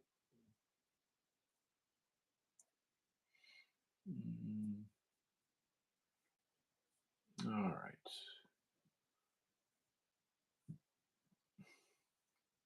Here we go. Some chill wave. Security guard at work is highly practiced in that style you mentioned. What is okay? So qi is just the Chinese word for life force or bioelectric energy, and in Chinese medicine and in Chinese martial arts, they learn it for both medicinal or martial purposes. When most of my qigong training is more spiritual alchemy and physical health. Um, I studied at Shaolin Temple. I studied through Tai Chi groups that are uniquely Tai Chi groups. They're not martial arts groups. They just have different brands, styles of Tai Chi. No, sorry, Qigong. I apologize. Not. I did also take Tai Chi. We didn't in that Tai Chi school. I didn't really learn Qigong though. So Qigong is the Qi practice of Tai Chi. So Tai Chi is a martial art. I know it's confusing. I'm sorry, but just to get back to the energy stuff. So telekinesis, that's an interesting thing because when I was learning martial Qigong, we were learning how to do brick breaking. You would slap a brick with your hand and smash it, and you don't use physical strength to do it. You use chi. You use bioelectric energy to do that. And so, like, of course, if you could just like slap a brick and smash it, if you did that to a human being, you would be bursting internal organs, shattering bones. It's very, very devastating. So, hit someone's sternum and make their heart explode. It sounds like legend, but it's not. And there's much more. There's much worse stuff that you can do with it. There's like poison and various things you can do with qi, but that has to do with Chinese medicine and acupuncture and the whole energy system of the human body. So just last thing on this topic before I get back to work.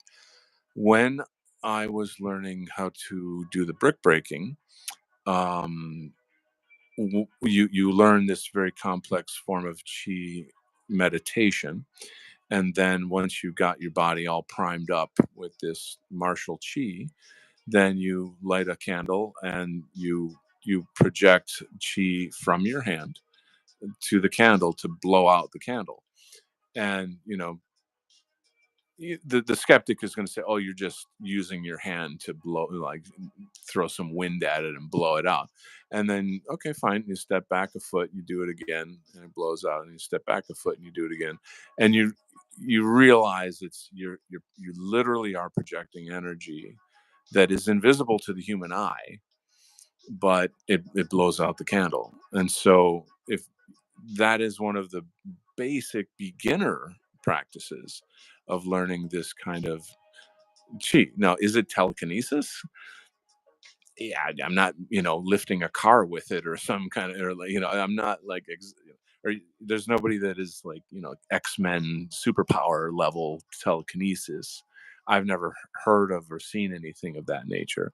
But oh, actually, that's oh well. Other than like the candle blowing out thing, so there, I saw footage of this Chinese guy who could knock a brick over from like 15 feet away. But I mean, the brick's standing up, and he just throws chi at it, and it just falls over, like as if you knocked it over. But 15 fucking feet away, dude. That's madness. That's off the charts. That's crazy. Granted, it's a low energy power, but still, that's real telekinesis. So that's pretty mind blowing. And in our world, it's just the Western mind is just totally locked, closed, and cannot accept these things. It's not until you see them with your own eyes and you understand the science behind it. Because all magic is just science that we don't know yet, and it's not even magic. That's a silly way to call it. Brick breaking or buck break. All right, I'm not going there. And now back to our program. I'm gonna have to stretch a little bit. Oh,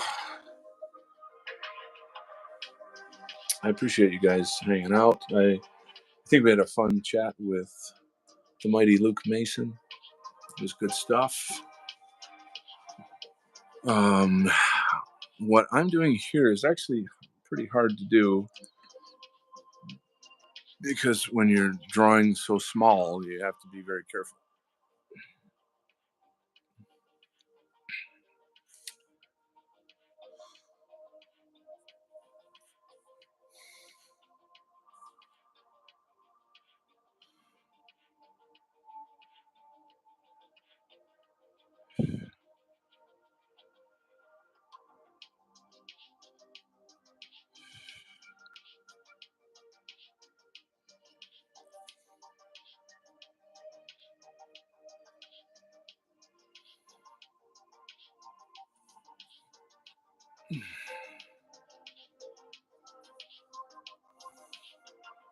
Thanks, Donald. That got me excited. Cool. Are you planning on doing some kung fu or martial arts? What is your interest in the topic?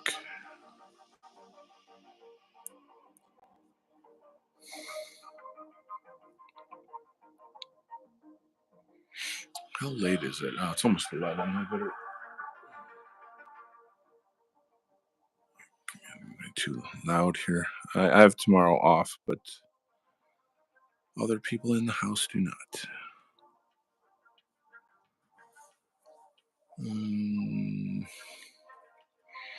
So, what do you guys want to talk about?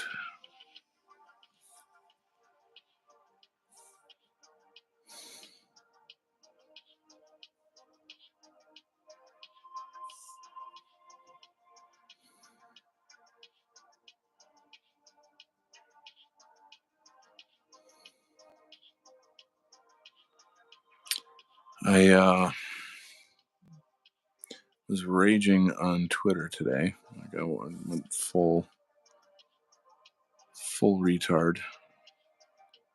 Never go full retard, but I did.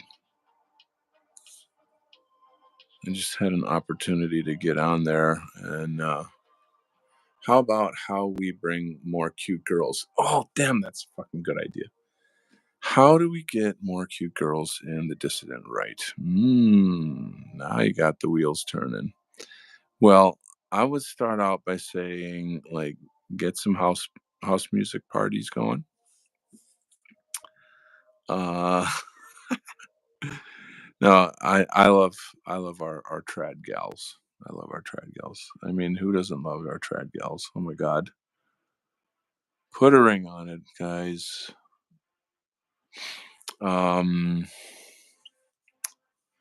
More cute girls.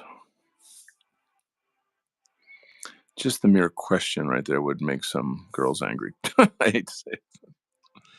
What I've always wondered is like, what's the relationship between the rad femmes and the dissident right? I mean, because I've known and met a bunch, and I'm like, I don't know. It's I guess, are they kind of like the female, like the yin yang of the MGTOW scene or something like that?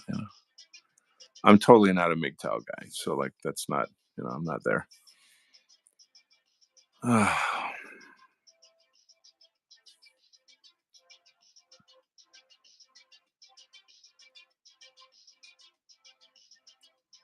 It's very disturbing to me how there's any kind of like problem between guys and gals in our scene. That's totally antithetical to our cause. You know what I'm saying?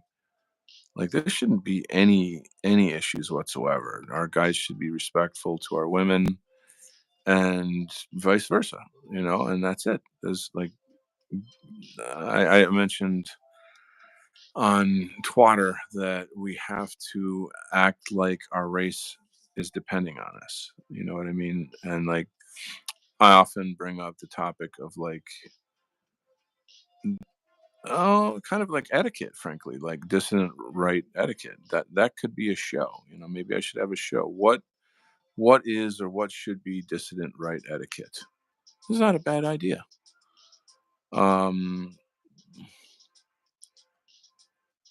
I also was kind of bringing up the concept that like everything private is public because it's just like the nature of the internet.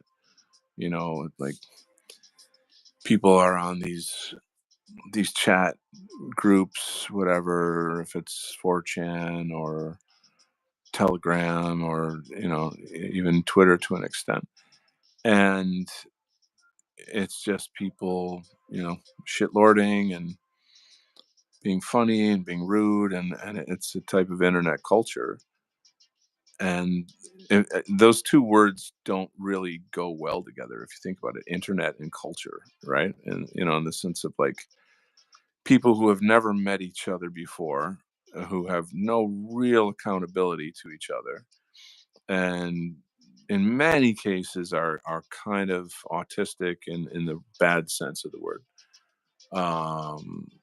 I think we should drop the Christian prude morals and have more fun.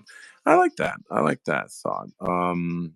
See, it's funny because we were just talking about Lord Wol Shield and like how unique he is. Like he brings a certain levity. He's his own guy. He's his own brand. He's got a certain,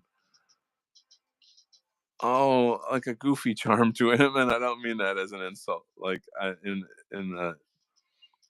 in a way, I shouldn't have used the word goofy. I don't mean that, but like you can be goofy around him, and it's okay. You know what that is? Like that, which is cool. That's fun. That's when you can relax and you don't have to be like, am I tough? Am I based? Am I cool? Like, don't make fun of me. Like when you can laugh at yourself, that's a good thing. You know what I'm saying? That's definitely a good thing. Oh my god, I'm tired as hell.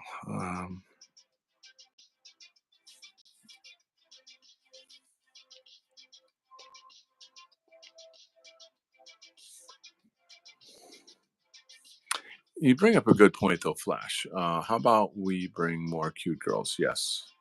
I already read that. Okay, yeah, way too many people in those spheres take themselves too seriously. I could not agree more. I I have my own theories about it. I feel like a lot of that has to do with like how young certain people are. There's a maturity deficit, if you will, in a lot of these cases.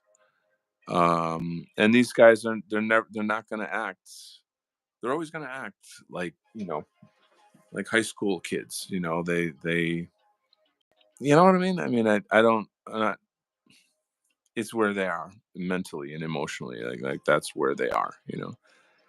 So, but if we have a place, sort of a platform where people can relax and joke and laugh and, you know, be fun together, then there you are. And I think a lot of the White Art Collective was that for so long. We had, like, our shows were super chill and laid back. Nobody fought with each other. Yeah, way too many people. Um, you know, it was just all about the music and the community and the camaraderie. Everybody was cool. You know, karaoke is the bomb, dude. We gotta bring back karaoke, man. That is, see, like that right there is exactly what you're talking about. You know, doing something fun. Like, what's more fun than just karaoke? You know, because it essentially it's like, okay, I'm loosening up here, guys. I'm just gonna go all out. You know, like you know what I mean. So and like yeah, so like I can remember when I did that, and because I think I took myself very seriously. You know, in the beginning. It's like, oh, Americans are this dry. I'm an artist, blah, blah, blah, and I have to be so meaningful. And then it's like, okay, we're doing karaoke this Saturday. Who's coming? And I thought, wow, well, I can sing, you know? And those ended up being like really bonding experiences, you know, like we were just all laughing together, having a good time. You know what I mean? And that's another thing too, is that the White Art Collective is not all people in their 20s. You know, you've got people in their 50s and 30s and, you know, different kind of stages of life, people with kids, um, you know, and people going to college and this and that. And so it's, we kind of, we need that, you know, we need that. We've got to have something that is just, look, you know, we're all on the same side, you know. Um, I don't know. I mean, in real life, you already know that, you know, people are different. They have different opinions or beliefs or this or that, and you behave accordingly. Well, why not just do that in the movement? You know, it's not that difficult.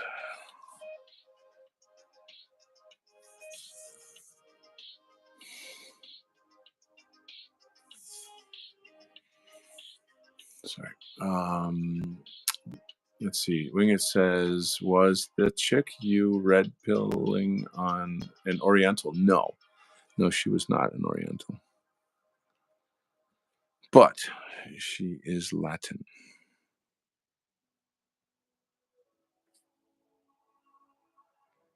in a manner.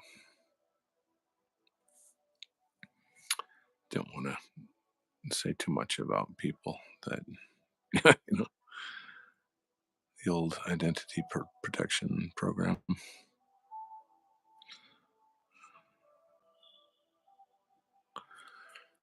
Flash says, you know, in UK when they say Asian, they actually mean Pakistani. See, I'll never get used to that. That is not Asian in my mind. Like, it'll never be Asian. Like, I've never really. I mean, I guess I get it. It's, you know, I mean, it's kind of like, I think at the turn of the last century or whatever, that was, you know, when they said Asia, they meant everywhere from like Turkey to Japan or something. Like that's ridiculous. It's like there's Persia. I guess geographically, I could say like, okay, you know, maybe East Asia would be Japan, Korea, China, but like in my mind, I never think of a Pakistani when I would just say a Pakistani or an Indian, you know. And I guess I'm wrong, but I'll never process that in my head that way.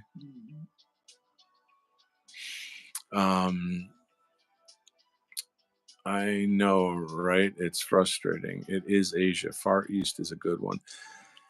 When I talk about like living in Japan, Taiwan, I will refer to it as the Far East.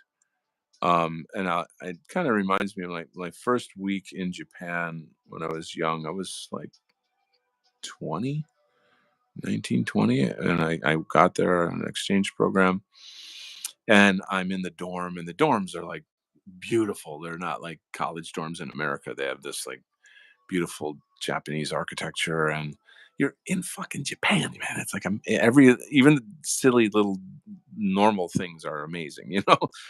And I'm getting to know some of the other students there, you know. And there was a dude from I think Georgia or something, a southerner, and we're both kind of standing on the balcony looking out over the town, all these beautiful you know, terracotta roofs or whatever they are, that kind of clay roofs that they have. And we're just in awe. And the sun's going down. And I turned to him and I said, "We're in the Far East," you know, and we both were like, "Woo!" It was just like this chill of like excitement, like, "Oh my God, we're in the Far East," you know. Pretty wild experience, you know. There's kind of another story. It's actually kind of not sad, but like I'll just tell the story and you can, you know, come up with an adjective. Um, when I lived in Taiwan, I was under a specific visa that this is stupid as fuck, but like the Taiwanese government makes you leave the country every like 3 months to re up your visa. And the thing to do is you go to Hong Kong for a day, and then you go to the Taiwanese consulate, you get your thing stamped, and then you go back to Taiwan. It's fucking Chinese mentality shit. It's just this stupid fucking thing. And whatever. Anyway, I'm young, I got money. It's an adventure, you know. I wasn't like complaining at the time, but I look at it now and I'm like, what a dumb fucking thing to do. But whatever. And so there's a kind of a trick to it. Hold on. Did I see Godzilla? No. It does look good though. I have to be honest. That does look pretty good as a film. So excuse me. Hold on. So the excuse me. The first time I did a Hong Kong run, I didn't know. I figured you're going to be spending the night in Hong Kong, so bring a little extra money. Um, I don't know where anything is. I have to figure it out when I get there. You know, which is kind of it's the thing about living in Asia is you're on your own. You're on your wits. You know what I'm saying? You have to be just like, okay, half of this is like I'll use my Mandarin. The other half is I'm going to use these books to figure shit out, and then the other half or the other third is hopefully somebody will help me. You know, I heard about the 90-day visa run in Thailand as well. Yeah, this wasn't. Yeah, okay, yeah. Thailand is the other popular place to go. Um, I did vacation in Thailand for like 2 weeks, but Thailand's farther, and I'm just not like a Thailand guy or whatever. I just wanted to kind of get the shit done and get back to work and whatever. Um, I wasn't an Asia bum or whatever, if you know what I mean, like people that just go to party or whatever. So, I am at the airport and whatever, I'm waiting for my plane and with all the other people. And the night before my plane left, there was a plane crash, and this gigantic charred remains of a smashed up airplane was strewn across the runway in front of us.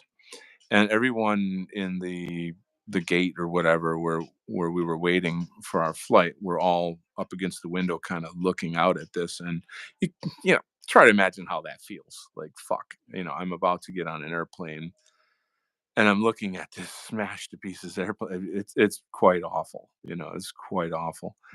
I heard about. I don't, okay. Anyway, so weirdly, there's like another American guy, a white guy, who's doing the same like visa run thing, and we and I just sort of happened to be standing next to each other, looking out the window, and it's just a sort of a natural thing to just start talking about it, like, oh my god, can you believe, fuck, dude, oh shit, whatever.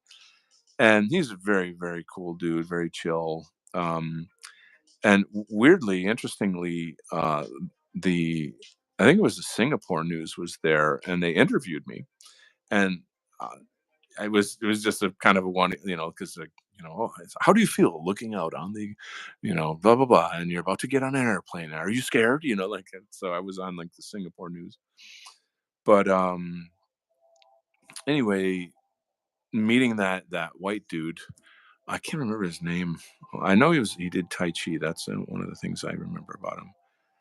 But he knew the visa track. He knew all the ins and outs of what trains to take, where to get off, blah blah blah blah.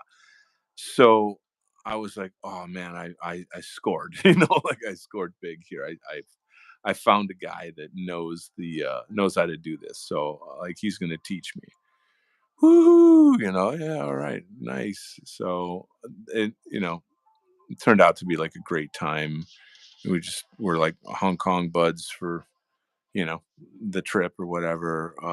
And you stay in a place called Kowloon, which Kowloon is across the bay from Hong Kong, and it's like the Brooklyn of Hong Kong. Yeah, major red light district. Lots and lots of foreigners there. But when I say foreigners, I'm talking about like East Indians and Filipinos and Thai and Laotian, and it's very Blade Runner. It's totally Blade Runner. Holy shit, is it Blade Runner?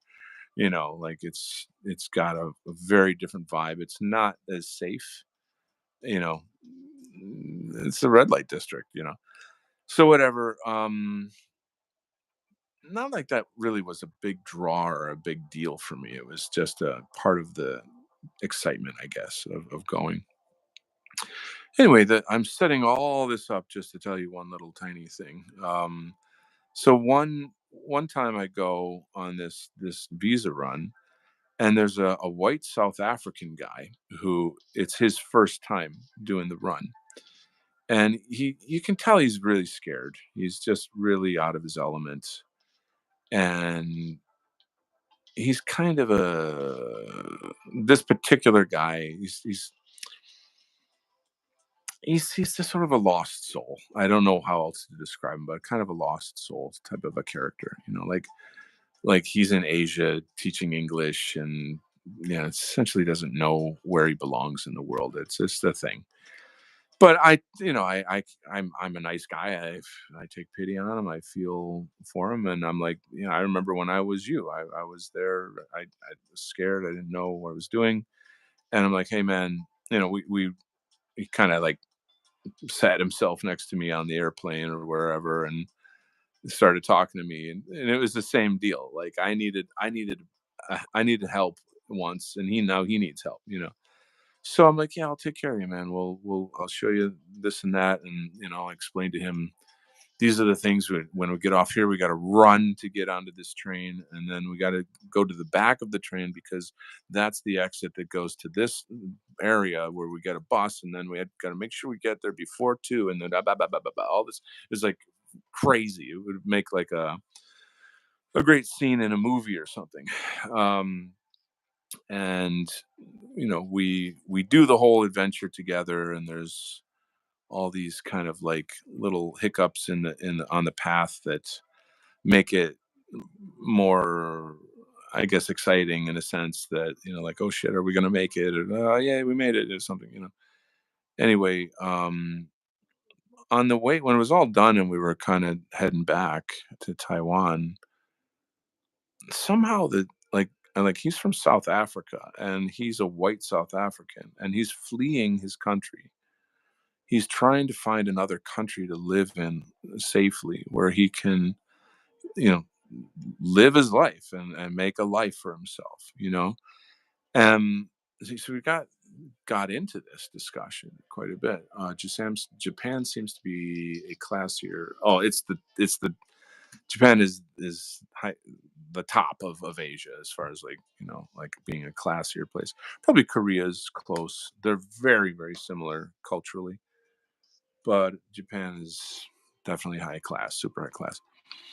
Anyway, I guess that the essential thing I'm really saying here is just like I pointed out, like centuries ago there were Europeans who couldn't make it in Europe and like ventured that they what's the word I'm looking for? They tried their fortunes at sea. You know what I'm saying? They couldn't you know what I mean? Like maybe they were criminals or they were persecuted or who fucking knows what, but they left Europe and went on these ocean voyages on these adventures. And in our case, both him and I, at that time in my life anyway, it yeah, I was, my dad died and I was, trying to learn Buddhism and trying to figure out, where am I going in my life? I was a young man, you know. And then in his case, it's more political, right? I mean, he get fucking murdered by blacks in South Africa. It was. So that was the story right there. It was just that moment that we had where we both kind of looked at each other like, wow, we are experiencing what our ancestors experienced, centuries ago, where they were, trying to find their fortune in Asia, you know, um, and the hardships that they had to go through, probably was a lot harder in those days, right? But it was sobering and kind of sad sort of experience, though.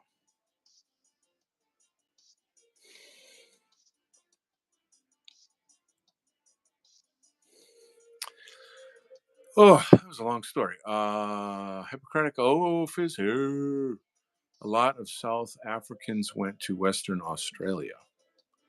Yeah, they like you mean back in the day, or you mean nowadays, or because like there is definitely an Australia South Africa relationship. It's a thing, you know. Um,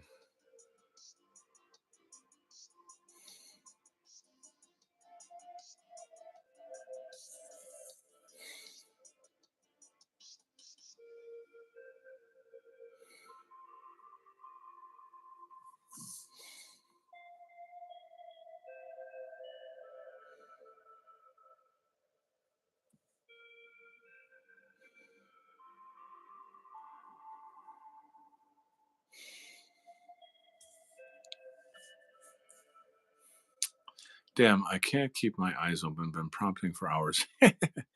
Gonna hit the bed. Yeah, I'm actually pretty dead tired myself, guys. I think I will wrap it up. I think this is a pretty neat show. It was great having Luke Mason on.